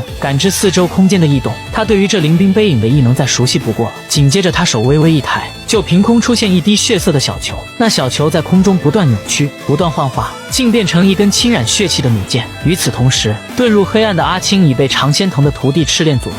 常仙藤感知四周的气息，很快便发现正在打斗的是虚体，而实体则是藏在暗处的影子。只见他深红的目光微微一闪，便察觉藏在暗中阿青的尸体。紧接着他手微微一动，那血箭直射而出，还没等阿青反应过来，就正中他的眉心，一股无形的激荡扩散开来，随后出现一株巨大的血藤，让整个空间都笼罩着一股压迫感。与此同时，之前与赤练战斗的老者口目冒出黑烟，显然失去了阿青的控制，在不断幻化后，竟变成临兵背影。常仙藤见血藤中许久都没有动静后，便不屑地说他能继承背影，不会就只有这点本事吧？话语未落，血藤中就传来笑声，只见一道影子从地面一闪而过，遁入了那临兵背影中。血藤中又传来阿青的话语，表示此次来只是和他打个招呼而已。常仙藤听后却眉头紧锁，因为从之前的交锋中，他已明白现在的阿青可不是那么好对付。这时阿青手一挥，那临兵背影就飞入他的手中，随后阿青从血藤中飘出，就传来他冰冷的话语，表示过山峰有命，蛇卫不可参与麒麟传承，告诫赤练师兄他好自为之。说完便幻化成黑色的蝴蝶，消失在深谷之中。见阿青消失后，常仙藤的徒弟赤练却内心一震，诧异他竟然会修饰的术法，便开口询问是否要追杀他，可常仙藤却没有回答。赤练见状便想再次询问时，却发现了令他震惊的一幕，只见代表常仙藤权势的白鼠在他手中已失去生机。而此时山谷深处，阿青悄然出现，回想起刚刚常仙藤那诡异的状态，还是感到心有余悸，便准备把这个消息告诉师傅，就从包裹拿出一个竹筒，随后一只青灵出现在他的指尖。在他嘀咕叮嘱了几句后，青灵听懂了阿青的指令，便向空中飞去。看着远去的青灵，阿青认为要抓紧去办正事了。而在卫道司总部镇魔殿中，大厅内不断传来老者低沉的话语。只见地上摆放着一人头颅的雕像，老者表示这是用上等的紫檀雕琢，内转灵符法正在辅以金箔，并以他性命担保，绝对历经万年不朽。然而少主雷鸣抚摸着雕像，冰冷地说自己印象中他可从未这样笑过。吓得工匠立马表示马上命人重塑雕像，但又发颤地开口说可能时间会赶不上了。然而雷鸣却没有继续发难，反而表示这样就挺好。工匠在说了几句恭敬的话后，便离开了大殿。随大门的关闭，大厅内只剩雷鸣一人，四周空荡荡，显得尤为寂静。雷鸣目光暗沉，儿时的记忆又浮现在他眼前。幼儿的他喜爱捕蝉，却在一次游玩中意外跌落，正好被他父亲接住。但父亲不仅没有表达对他的关爱，反而对他进行指责，更是罚他站在原地不能吃饭。从那之后，父亲在他心中就是个不可触碰的禁区。此刻雷鸣看着手中父亲的雕像，心中五味杂陈，便不断传来他的叹息之声。随后他抱着雕像来到一处隐秘之地，在穿过一道金色的光圈后，来到摆放他父亲尸体的房间。只见那千年冰石上，他父亲的尸体没有腐烂，唯有不同的是头颅的位置已被藤蔓占据。而此刻雷鸣的目的就是要给他父亲换头。他是一州霸主，一人之上，万人之下，即使死去100年，肉身依旧不死不灭。可如今他的尸首却被换了头颅，他是崖州的麒麟卫，即使他身份再显赫，也不过只是一个守卫而已。而那悬山接天、玉阶铜庭、华美壮丽的镇魔殿，也不过是为了镇守下面的魔域。而那关押异类的镇魔域，却也并非单纯由人族建造修筑之时，修士巫族甚至还有大妖参与其中，无数符篆秘术、咒语法阵混杂在砖石梁洞之中，将镇魔域和镇魔殿乃至整个镇魔山一砖一带、一草一木全部连接到了一起，就像修士所用的法宝，它是一体的。而雷鸣所处的位置就是他们的中枢灵台境室。此刻随他手的挥动，四周的符篆急速闪烁，片刻间就如同进入了秘境。只见雷鸣身后有道模糊的身影，此人正是蛇卫竹叶青。当他察觉被发现时，面露震惊之色，便立马恭敬参拜。雷鸣面不改色，便问道：“你是胡南归的弟子？”在得到竹叶青肯定的回答后，雷鸣也是无奈地叹了口气，看来他还是选择支持了他，又冷哼道：“是他来命令你来杀我的吗？”竹叶青却否定了这个回答，表示自己只是替主上传话。而在天际的另一边，燕雪听着下属的汇报，而他身后是崖州各部的虎卫。萧清鼎表示，江湖各大门派，江北柳家、山南叶家、花家、靠山帮、临江帮，甚至边军都已知晓，正向此赶来，但路途遥远，恐怕难以及时赶到。燕雪听后眼眸微微一闪，言辞犀利道：“有些人只需要站在胜利的一方即可。”燕雪眼神微挑，微微开口道：“诸君辛苦了。”萧清鼎等人恭敬地表示愿为主上效力。此刻世间的格局仿佛注定会发生转变，而在燕雪所站的山头之下，那是个浩浩荡荡的大军，他们杀声震天，气势如虹，一个个脸上都坚韧无比。而燕雪给他们下达的命令，那是平叛动乱，最终目的是入主镇魔殿。此刻镇魔殿身后的景象，仿佛是他在绽放最后的光芒。在江离被关在镇魔域的期间，天下时局动荡不安，就犹如一张巨大的棋盘，棋子们遍布其上，每个人都是棋盘上的一颗棋子。双鹤对于在镇魔域这些日子，每天除了下午子棋之外，实感不安，便对江离说出了自己心中的困惑。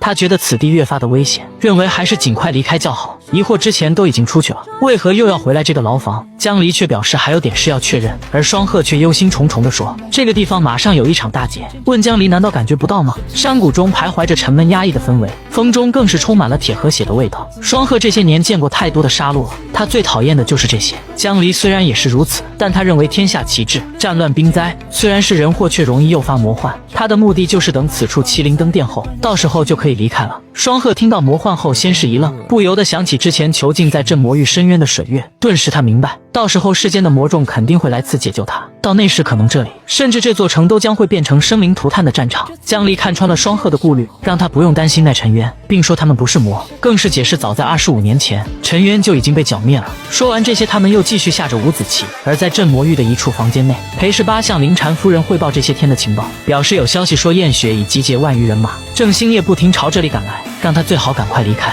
灵禅夫人听后不但没有慌乱，反而觉得这次崖州麒麟换届真是越来越有趣了。面对裴18的劝阻，更是说自己千金之躯应当坐堂临危不乱，而裴18却认为沃州不能失去他，表示只有他才能控制住那头狂暴嗜血的凶兽。对此，灵禅夫人却说崖州也怕惹怒那头凶兽，正是因为如此，你我才敢孤身前来，而失控麒麟的怒火，现在他们一样也承担不起。况且临行时，主上还赐了我这麒麟符衣来护身。说着就往胸前摸了摸，片刻间内符衣居然闪烁幽光。而这麒麟符衣也不简单，这是个流传千年的宝具，甚至能抵挡金丹剑仙全力一击。整个大选也只有沃州这一件了。而裴18听后却说这也只是传说，表示也需要身具麒麟之血才能发挥神效，否则也不过是一件寻常的软甲。灵禅夫人听后不悦，更是指责他今天的话有些多了。可裴18却没有在意，更是叫着灵禅夫人的真名，让其离开。花月一脸无奈，他明白裴18的心意，但他表示现在的自己已不是以前的花月了，现在的他是其母灵禅，是地州皇族册封代其母一州万民的州牧，表示自己要为沃州的苍生考虑，认为此次崖州麒麟登殿之人，可能关乎沃州数十年的战乱或太平，而自己怎能轻易离开？面对花月的话，裴十八沉默不语。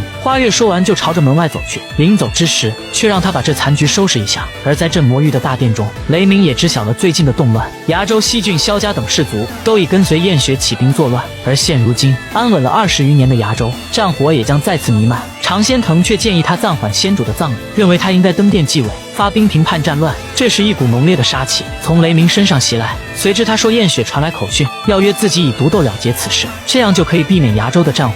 常仙藤听后却让少主不要答应，说上次的帛书就表明燕雪已能动用崖州的符印，而盗走的那份麒麟的遗产也应该被他服食，表示虽然还未举行登殿仪式，但现如今的他已不是少主能单独对付的了。雷鸣自知已不是燕雪的对手，因为从小到大和他的比试，自己一直都是输多赢少，但这次自己一定要赢，并亲手处决他，表示这崖州更不能受他掌控。常仙藤听出少主口中的决然，转头就说自己手中还有另一种力量。说完手一用力，只听一阵刺耳的鼠叫后，原本乖巧的白鼠现已死去，可那白鼠的头颅却长出无数犄角，还不停散发着无比恐怖的气息，而这正是之前上古降神巫的骨血，甚至可匹敌那麒麟之血。而在一处密林中有一处军队，这正是燕雪集结的大军，他们休整备战，蓄势待发。此刻空中飞来之前被阿青传出的青灵，只见他缓缓落在一人的指尖，而这人正是阿青的师父胡南归。他和那青灵对视了一眼，便从青灵给他传达的消息中得知赤练手中竟然有上古巫的骨血，疑惑他究竟想要做什么，不禁感觉事情又变得棘手起来。而在行军内部的总部中，四周的篝火传来火焰的滋滋声。就在这时，一阵女人的嘶吼从内部传来，那嘶吼中夹杂着无尽的痛苦，紧接着一股无比恐怖的气息瞬间席卷而来。胡南归感知那恐怖的气息后，就说他还是别太勉强了，表示现在他的力量足以震撼众人。只见那帐篷身后隐现的麒麟散发着阵阵无比恐怖的威压，一股强大的能量波动不断的蔓延开来，让整个空间都颤抖起来。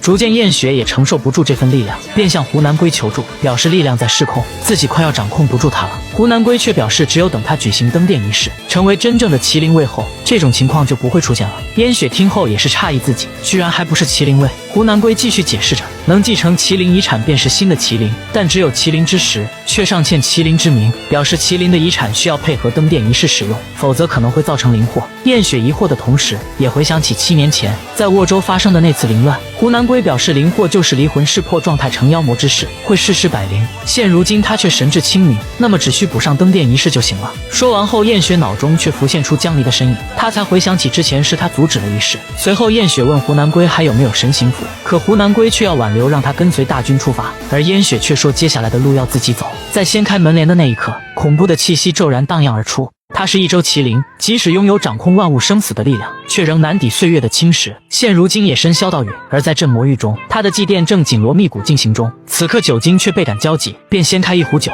以缅怀雷烈空，纪念他们最后的情谊。可当酒水下肚后，他便开始咳嗽。当他睁开那双污浊的眼，感受到手中流淌的热流时，往日的记忆又浮现在他眼前，而记忆中的人正是雷烈空。他们曾一起合力击杀凶兽，但雷烈空也因此身负重伤。他们也没想到崖州境内竟然还有这样的凶兽，而那头凶兽正是赫赫有名的古兽八辉。雷烈空看着古兽八辉若有所思，可还没等他开口说话，便吐出一口鲜血。酒精缓缓打开手掌，陷入沉思地注视着手中的鲜血。他回忆起过去的自己，还问雷烈空是否生病了，但雷烈空却反问他应该清楚，麒麟是不会生病的。酒精听后沉默不语，随后雷烈空向天空呐喊，表达出他的不甘。为何他们舍弃人性和魂灵，即使拥有掌控万物生死的力量，却仍然难以抵挡岁月的侵蚀？可酒精却认为这或许并非坏事，而雷烈空则眼含深意地说，自己最近阅读的一本书，书中记载着古代巫族是神族后裔的存在，初始时与常人无异，但当体内的神血觉醒融合后，可享受800春秋。如果能得到他们的血液，那么自己可能还有延续生命的机会。说完后，他的眼中充满了对生命的向往。可酒精却劝他不要想太多，还让他早点准备崖州麒麟殿的事情以及镇魔域的事务，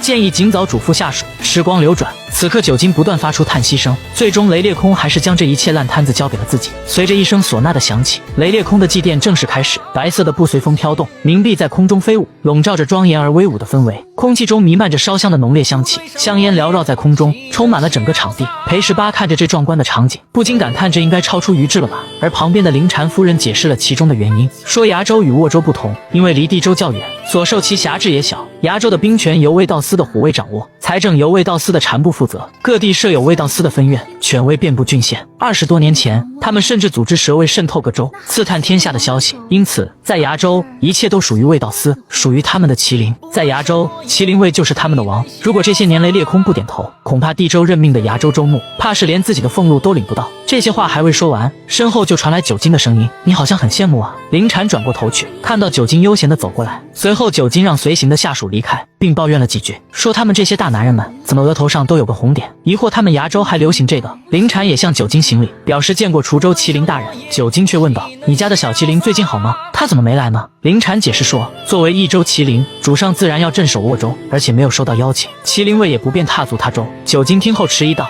你是说老汉我不该来这？”林禅急忙解释，九爷贵为一州麒麟，州务繁忙，既然来此，定是有要事。酒精听后叹了口气，说州务那些事自己也不懂，也懒得去弄，表示在自己之前，滁州麒麟之位空了上百年，不也就那样过来了。林禅却不这样认为，说昔年滁州境内妖魔横行，匪盗猖獗，每逢灾年，从沃州来讨食的灾民就数以千万计。但自从九爷执掌滁州以来，人民安居乐业，开山填泽，海运通商。如今在地州皇都，一支滁州的大泽金钱挖清真后可换成等重的黄金，每年从沃州夹走的粮食就有数十万担，怎么能说这些事与九爷无关呢？酒精听后笑了起来，然后意味深长地说：“看来你对我的事情了解得很清楚啊。”他又看向裴十八，说他应该就是沃州的八虎吧。他称赞裴十八当年位极弱冠，孤身一人就敢挑战雷裂空，虽败犹荣。但接下来的话却让裴十八的眉头一皱。酒精说前段时间听说他和一个小孩打了一架，不知道他赢了没有。而上次那一战被雷鸣叫停后，他们也没有再进行切磋，这让朱瑜一直感到郁闷。但后来常仙藤表示要给他找个高手过招，朱瑜就一直在等待着出手的机会。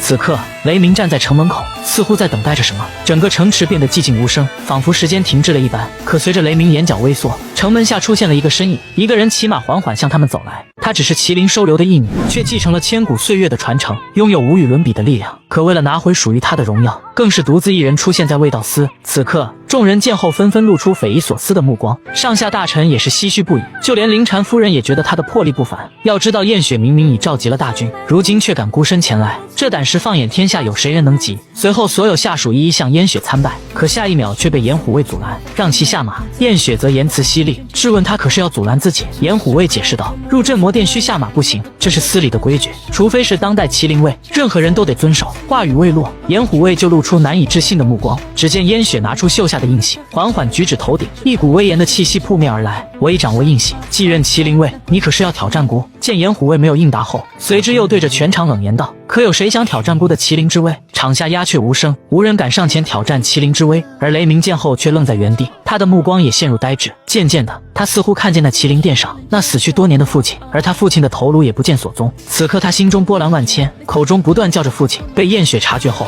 他的心中也是深表歉意。这时雷鸣缓缓走向燕雪，下属见雷鸣到来也是不明所以，连燕雪心中此刻都复杂得很。这时雷鸣缓缓开口道：“你竟然真的敢孤身来此？你召集的大军呢？”燕雪言语平淡回应道：“在后面离此3日左右吧。你放心，我本就没打算让他们参战，此事你我2人单独了结便好。”雷鸣陡然心中一颤，他表示不想依附苦心经营的卫道司毁于自相残杀，可刚想开口继续说时就被燕雪打断。雷鸣，你要挑战我的麒麟之位吗？雷鸣却否定了这个回答，表示自己要以崖州麒麟之名亲自处决他。紧接着一股肃杀之气从他身上散发出来，让人不寒而栗。此刻燕雪头发在空中飞舞，身体四周不断散发着麒麟之威，随之在雷鸣的吩咐下，下属递上了一把武器。燕雪见那是辟魔刀后，却冷言嘲笑：“你还是像以前一样善良天真啊。”雷鸣却表示自己不杀手无寸铁之人。燕雪则质问道：“那为何不把燕牙给自己用？”而雷鸣见此也不打算继续啰嗦，在拔出燕牙后，一股无比恐怖的气息在他周身弥漫开来。可燕雪却毫不在意，她身上一股不亚于雷鸣的气息若隐若现。看着此刻雷鸣如此的模样，燕雪说她的善良还是有限度的，表示自己其实本想从萧家借一把灵兵双鹤。雷鸣听后却沉默不语。燕雪继续说道：“问他应该还记得吧？表示他的主人是萧红长，可是差点和他结成姻缘的女人，但可惜双鹤后来碎了，他也受伤了。”燕雪不禁又回想起之前小时候的事，疑惑从小一起长大，问雷鸣为何从未对自己产生过情愫。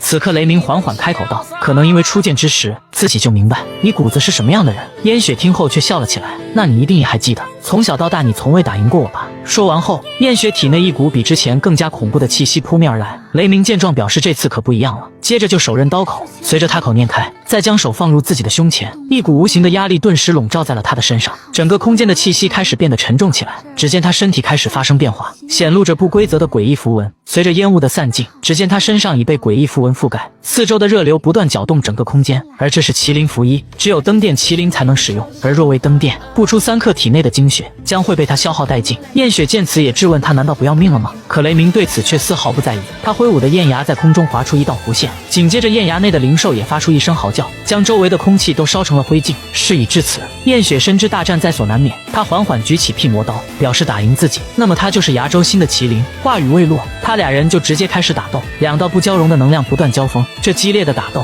让空间的气息都变得急促。而在一旁观战的常仙藤却若有所思，他问着朱瑜能否对付这样的高手，然而朱瑜却说不知道，表示能不能赢只有打过才知道。那战意也在他心中蠢蠢欲动。接着他拿出武器，转头对着常仙藤说道：“你叫他下来，让俺上去试试。”常仙藤沉默片刻后说：“现在还不是时候。”表示战斗也不必分出胜负。朱瑜听后一头雾水，常仙藤扭过头朝着一边看去，只需在一个时刻帮自己拖住他即可。朱瑜有些好奇，便顺着他的目光看去，只见那是一个白发苍苍、风烛残年的老人。他只是麒麟卫收留的义女，却继承了上古传承麒麟之位。可身为少主的雷鸣却不认可他的身份。至此，一场大战就此展开。此刻，他俩的战斗愈发激烈，炽热的气息搅动着整个空间，凌冰凝聚的火焰竟似热浪一般，不停向四周扩散。而在镇魔域深处的大牢之中，江离也察觉外面那混乱的灵气波动，他寒芒一闪，心中已有了打算。场外的战斗还在继续，众人也祭出灵冰抵挡迎面而来的灵气热流。此刻，灵禅夫人感受着灵冰燕牙的威能，认为这灵冰果然名副其实。对此，九金却疑惑灵禅是怎么知晓燕牙的名号。灵禅解释道：“毕竟崖州与沃州相邻，他们的事自己自然了解的就多一点，更何况这可是雷烈空的配刀。而要知道，在此之前，裴18就是败在雷烈空的刀下。”此刻焦灼的大战还在继续，只见雷鸣身体不断发出炙热的红色气流，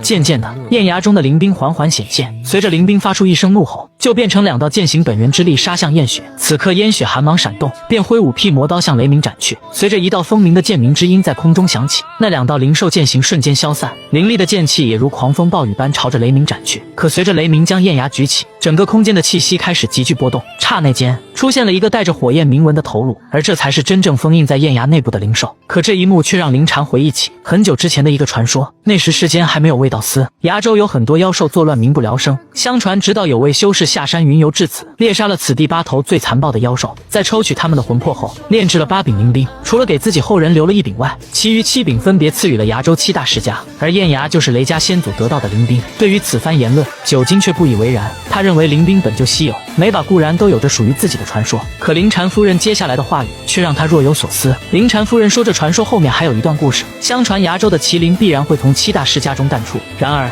九金听完后却无奈地叹了口气，他认为这毕竟只是传说。灵禅却表示传说亦然也有出处，并说自己还花了点心思去查询。九金听后眉目闪动片刻，便问他结果如何。灵禅说传说都是真的，表示至少有记载的崖州麒麟卫全部出自这7大世家，并说自己还无意发现这7大家中至少有3家祖上都曾有过修士。此话一出，九金的面色也严肃了起来，那眉目中也开始闪烁着诡异的符文，便质问他到底想说什么。灵禅察觉出九金吃惊的神情后，却是淡然一笑。随后他看着战场深处，富有深意地说道：“按典籍上记载，燕雪便是修士的后人，他是麒麟卫当代少主，却和其父收留的义女发生了打斗，两人激烈的交锋，引得整个空间不断震荡，炙热的气流席卷而来，一股强大的压迫感瞬间充斥在周围。可由于燕雪所用的灵兵不趁手，发挥不出自身的优势，因此这场战斗燕雪一直处于弱势，而雷鸣所用的武器却是祖上相传灵兵燕牙。对此灵禅夫人感到惋惜，她认为不然今日比斗将会更加精彩，更是对着九金道出了一段秘闻。相传20年前，陈渊作乱，率领20万魔军席卷而来，崖州亦是主战场之一。为了平定魔患，燕雪父亲燕北飞战死沙场，燕家相传的灵兵兵文也就不知所踪。可就在他们谈论之际，朱瑜悄然出现在他们之中，女孩的出现也引得他们的注意。朱瑜目不转睛盯着九金，他眼神空洞，陷入了呆滞。不知为何，他心里对这位老者产生了一种奇怪的畏惧，更是认为自己最多能抵挡住他10招。随后便转头朝着一旁说：“这老爷爷可比下面那姐姐厉害多了。”九金虽然一脸疑惑，但看着朱瑜却愈发喜爱。便摸着他的头，问是谁让他拦自己的。朱宇也二话没说，便指着一旁的轮椅，却发现轮椅上空无一人，而原本坐在轮椅上的常仙藤已不知所踪。这也让朱宇有些奇怪，可这一幕却让九金若有所思。而在镇魔域深处中，庞虎端着烧鸡往江离的牢房而去，刚准备叫江离时，却发现令他惊讶的一幕，只见关押江离的牢房被破开，那护栏还整齐摆放在地。他看着那圆润的切割痕迹，感到不可思议。要知道牢房中所使用的材料都可是金刚打造的。就在这时，身后传来动静，他也立马提高了警惕。渐渐的，一个面具缓缓浮现，而当他举着灯笼照亮，却大吃一惊，诧异他们居然是蛇卫，疑惑他们为何会来此地。思考之余，便抽出兵刃，表示此地是镇魔域禁地，问他们来此可持有手令。这时，身后却传来话语，庞虎见来人是殷校尉后，便放松了警惕，但还是说这些人来此目的不纯，表示这里有自己，让殷校尉快去传讯上峰。可话语刚落，他表情一凝，口中更是吐出一口鲜血，紧接着他拿出武器朝身后一挥，却被殷校尉灵活闪避。庞虎强忍着剧痛，手捂着伤口，问他究竟想干什么，可殷校尉却没做过多解释，就下达了击杀的命令。蛇卫也立马围了上来，剑刃出鞘，在庞虎恐惧的眼神下，随着血液飞溅的声响，庞虎便倒在血泊之中，而殷校尉一行人却向镇魔域深处走去。麒麟本是上古之物，却融入人类血液成为传承，虽其力量之大，但拥有传承之人却命不久矣。此刻燕雪与少主的打斗还在继续，而让人不知道的是，远处的一只公弩，他瞄准的方向正是燕雪，他是蛇卫中的一员，也是奉命在此，想做第一个击杀麒麟的毒蛇。就在这时，一个少女悄然出现在他身后，他认出少女的身份，有些吃惊，刚想开口说话，下一秒却被少女击杀。而少女正是阿青，他认为蛇卫只需也只能耐心等待结果。而战场中不断掀起一股股热浪，恐怖的气息不断在空间回荡，雷鸣攻势迅猛，燕雪也不甘示弱，两人交手上百次之余，依然没有分出胜负。此刻雷鸣也从本命灵兵的加持恢复本体，他眼神空洞，像被抽走了灵魂。燕雪看着他不禁感叹，甚至有些佩服他为何能在奇异侵蚀下能支持这么久。下一秒，燕雪又似发现了端倪，而被雷鸣察觉后，他瞬间发力，一股恐怖的气息席卷而来，顿时整个空间开始发生震荡。燕雪所用的灵兵虎啸被拦腰截断，而他的身体也不受控制飞了出去，最终强忍着身体咳出了几口鲜血。直到此刻，燕雪才明白雷鸣支撑灵衣这么久的原因。原来雷鸣之所以无惧麒麟符衣对肉身精血的侵蚀，那是因为他早已把肉身连同人性都舍弃了。燕雪不禁感叹，他居然为了杀自己，竟然会走到这一步。此刻的雷鸣犹如一尊上古魔神，他身上的气息仿佛有一种无形的力量，让人不寒而栗。可这一幕却让燕雪回忆起之前的往事。那时他被义父雷烈空叫去大殿，雷烈空说自己犯了一个错误，希望他能帮自己纠正。燕雪当时没明白义父的意思，只是看到义父雷烈空无比头疼的神情。他说麒麟虽是一个荣耀，同时也是一种诅咒，自己本来是想多扛些时日，但他也深知自己时日不多。舅父有深意看着燕雪，表示这个错误也只能由他补救了。至此，燕雪看着雷鸣，他明白这依然是他的责任。随后他放下手中的灵兵，刹那间一股强大的气息从他体内释放出来，一股无形的力量在他周身凝聚，而他的声音回荡在整个空间之中，以麒麟骨血为引，孤绝意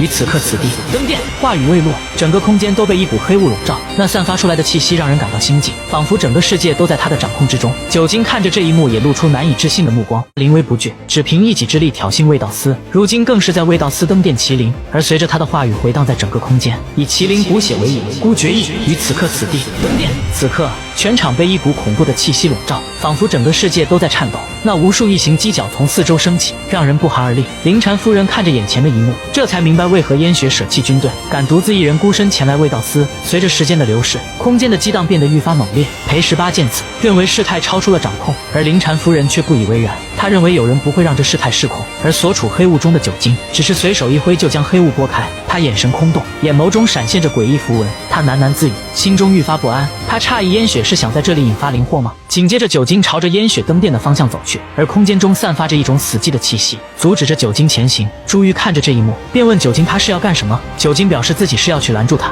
不能让这里变成一座死城。而朱玉听后也是加入其中。随后九金不断与那恐怖的气旋对抗，可他一次次的被那气旋击中，九金的身体也不断颤抖着，但是他依然没有放弃。他唯一的信念就是不能让此地再现20年前的灾难。随着他砥砺前行，这时一旁传来燕牙2字的话语，只见雷鸣单手撑地，一副吃力的样子，他不断发动体内的灵气维持着自己的身体。九金看着这一幕不禁发出感叹，又是回忆起之前和雷烈空的往事。可抬头后看着眼前的一幕，却又让他感到棘手。只见眼前一个圆球状的物体散发着阵阵诡异的气息，显然燕雪登殿仪式已经进行到节俭的阶段，而燕雪已是入定状态，对场外发生的一切全然不知。这时九金却对着他大喊道：“丫头，你疯了吗？快停下！”见烟雪没有反应，随后更是苦口婆心地说：“醒醒吧，老雷耗尽心血打造的盛况，你想把它都毁了吗？”而烟雪听到雷烈空义父的名字后，他的情绪有了少许波动。可就在这时，只听一道刺耳的风鸣音，烟雪的神情开始变得狰狞。突然间，一道恐怖的威压笼罩在烟雪身上，原本恢复神智的烟雪，眼眸中又是一片死寂。酒精看着这一幕也感到不可思议，因为那股无形的压力同样笼罩在他的身上。渐渐的，他也支撑不住，一股莫名的恐惧在心中不断蔓延。随后他强撑的身体抬头后，却发现让他更为吃惊的一幕，场地中仿佛一道无形的屏障，将他们牢牢地禁锢在里面。他这才明白这是上古秘术风灵阵，而他原以为这是雷鸣弄出的法阵，刚想斥责时，却发现雷鸣的身体已开始魔化。此刻雷鸣承受着痛苦，不断发出嗷嚎。随着时间的流逝，魔化后的雷鸣失去了神智。就在酒精思索之际，魔化的雷鸣目中杀机弥漫，下一秒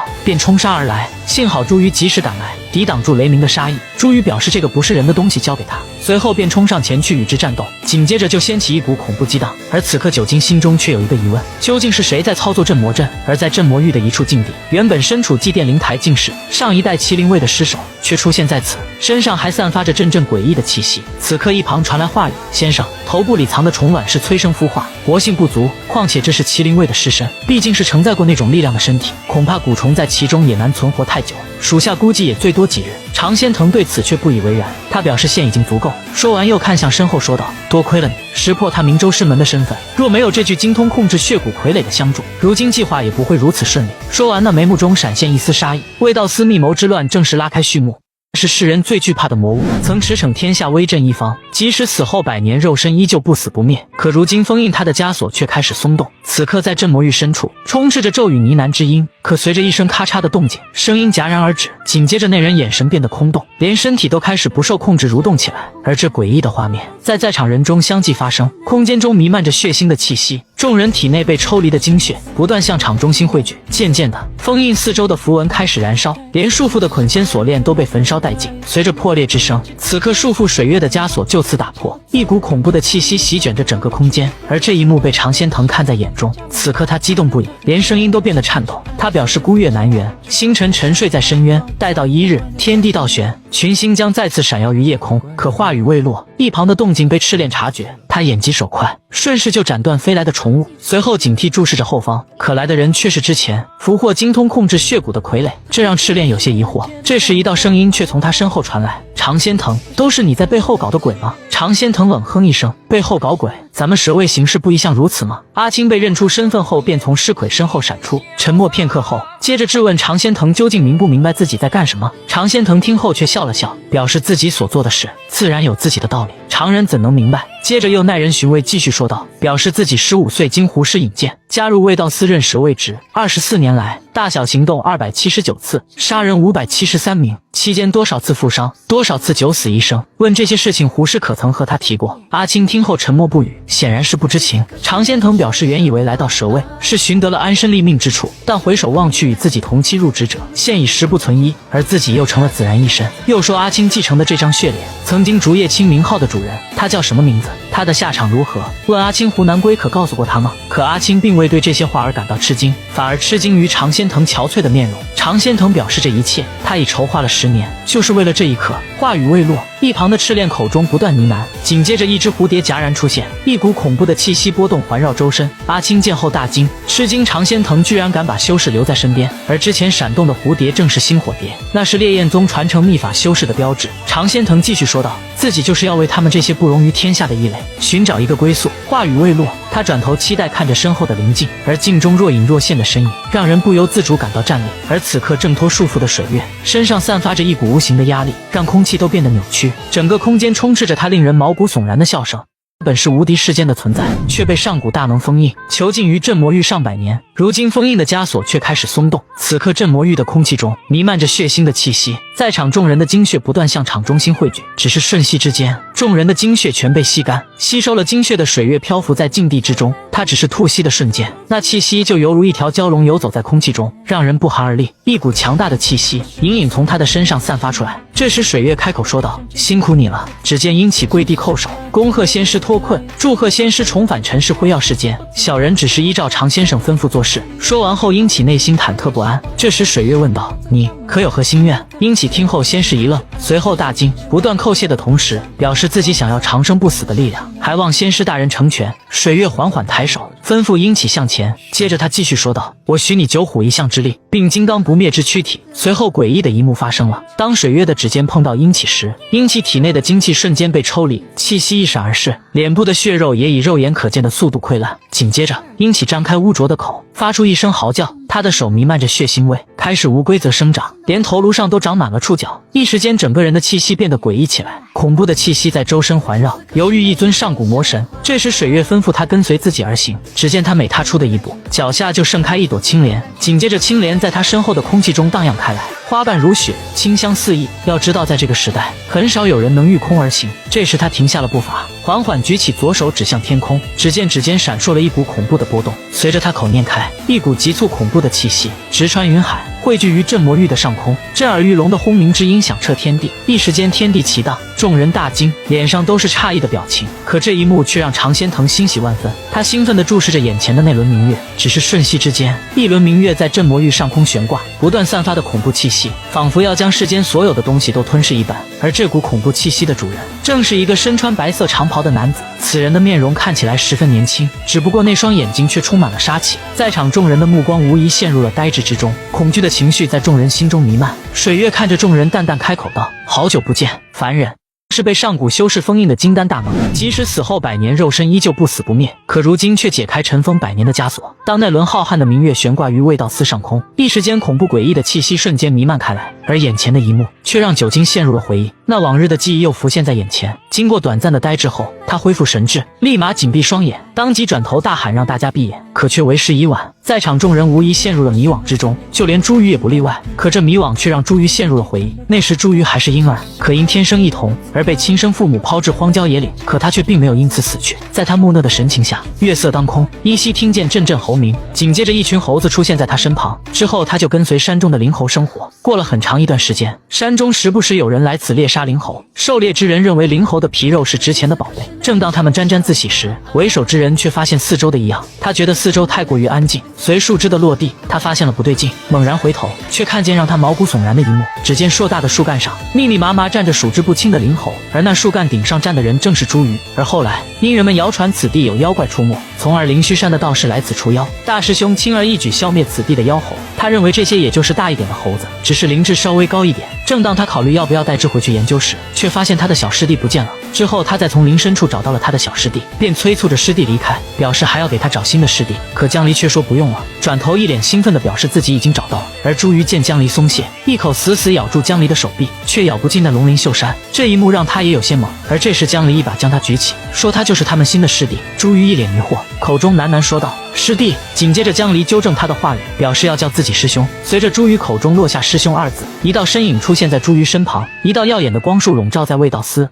明明有通天之能，却被封印于卫道司，现如今封印之力荡然无存。他现世的瞬间，就让世人都陷入了呆滞之中。就在这时，一道身影出现在朱鱼面前。朱鱼定睛一看，发现是自己的师兄江离，更是一脸兴奋。江离察觉异样，就让朱鱼静心凝神。朱鱼见状，立马照做。此刻江离神情凝重，注视着眼前，而那轮悬挂于卫道司上空的水月，也发现了江离灵虚山修士的气息，冷朝那星光点点的银烛之光能救几人？转头又对着一旁问道：“你说对吧，九金小友？”话语未落，一个巨大的兽影浮现在他的面前，一股强大而威武的气息骤然显现。很快兽影就幻化为九金的本体。九金怒不可遏说道：“这乱子都是你搞出来的，只要控制住你就行了。”水月恍然一笑：“哼，控制住我？若是其他人说，我就当他们狂妄无知罢了。但你可是参与过那场战争的。”听到此话，九金一时语塞，因为他明白那场世纪之战的恐怖。水月继续说道：“那麒麟之力的确可伤我，可惜那却是你们窃取来的外力。若想杀我，凭你一位麒麟却有些痴人说梦了。对付蠢笨粗蛮的妖兽尚可。”九金回忆起往事，说莫仙长当年对你只求不杀，定是有原因的。不过依我说，他对你还是太仁慈了，药官也应该把你胳膊腿全砍再关起来。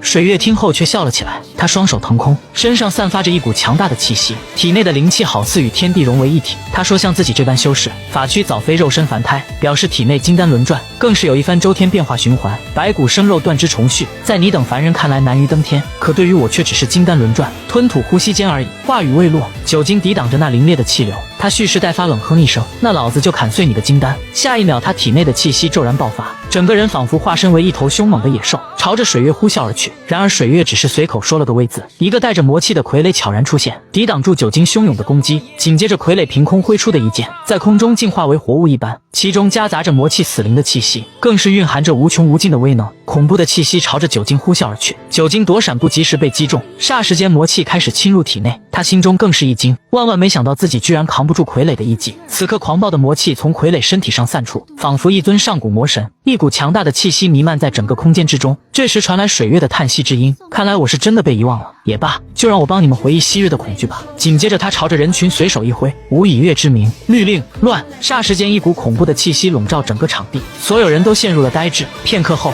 人们的眼球开始浮现出一抹红点，随后开始向外扩散，直至被完全覆盖眼球后，然后诡异的一幕出现了，众人不分神智，开始相互撕咬起来，场面一时间变得混乱不堪，血腥的气息扑面而来。江离发现四周的异样，就让朱鱼帮自己护法，且叮嘱尽量别伤他们性命。朱鱼听后便立马冲入人群，随后江离从布袋中拿出一颗血红色的药丸，紧接着他默念：以此骨血为引，唤汝之魂灵，借我汝之神通。话语未落，一股强大的气息在其中流转，一股无形的力量在其中凝聚，而这股力量的源头正是那一尊神秘的古神。紧接着巫神的背影出现在江离身后，随着那股血开始融合，江离的眼眸也开始变化。紧接着江离手朝着天空一指，乌雨遮天，一股恐怖的气息从四面八方涌来，霎时间天空骤然暗沉，仿佛像一个巨大的漩涡，要将整个天地都吞噬一般。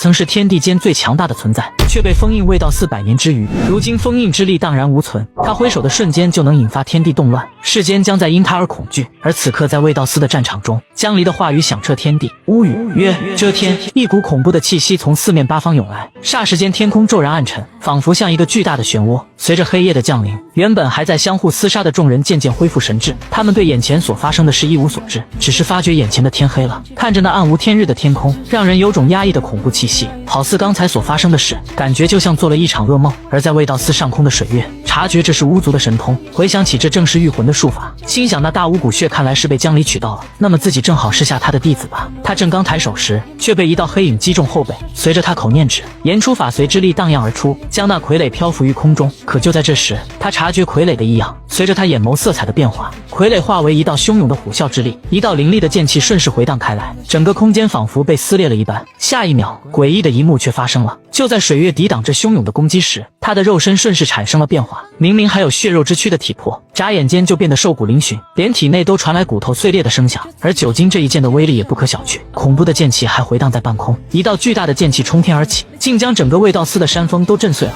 一道道恐怖的剑气如同雨点一般落下，无数碎石从高空砸入地面，一时间地动山摇，震耳欲聋的声音响彻天地。烟雾散尽，水月躺在废墟之中，迟迟没有动静。片刻后，他嘴角一抽，一股恐怖的气息从他体内爆发出来，无数的能量冲天而起，将整个空间都震得粉碎。他腾空一跃，四处寻找酒精的身影。这时废墟中传来酒精的话语：你果然是在虚张声势。水月听到此话，一时无言以对，而他的面容也变得狰狞诡异，皮肉逐渐退散，显露那血肉中的灵骨。酒精继续说道：被莫仙长击败后，你又被囚禁这么多年，即便是你也已油尽灯枯了吧？可话语未落，水月就恢复了肉身之躯。他看着缓慢的恢复速度，陷入了沉思，可转头又对酒精反问道：油尽灯枯，你又何尝不是呢？你这苍老的残躯，又还能发挥几成麒麟之力？此地非是你滁州，他们这些人的生死又与你何干？你何苦将本就无几的寿数耗费在这里？酒精怒不可遏，对我来说，未到战死，那可比老死床榻要好多了，因为那是武者的荣耀。水月冷哼一声：你这是在自寻死路，那我就成全你。紧接着他手中飘出一个暗红色的血滴，接着他的话语回荡在空间之中：以此血为誓，无以月之名，许我之眷族。随着他话语的落下，他体内的生机以肉眼可见的速度消散，恐怖的气息从血液中爆发出来，一股恐怖的杀气弥漫在整个空间之中。随着水月最后的话语：信武者得享太阴之力，他体内的灵气消耗殆尽，身体也变得瘦骨嶙峋。接着一股诡异的气息扑面而来，一时间地动山摇。酒精察觉不对劲，回头却发现让他震惊的一幕，只见原本被他击杀的傀儡又再次出现在他面前，而傀儡身体上的面孔朝着他不断发出诡异的声响。此刻酒精大惊，深知这已是魔物。与此同时，同样的一幕发生在未道司的各处角落。由于之前的剑气导致烟雾有些浓郁，人们先只是听见狼声的嚎叫，刚开始众人还不明所以，可当众人看清那恐怖的一幕时，这才发现那声音的来源竟然是魔物，甚至还有传说中的妖兽。一时间场面变得混乱不堪，众人刚想逃跑，诡异的一幕却发生在未道司的队伍中，一股让人心悸的气息回荡。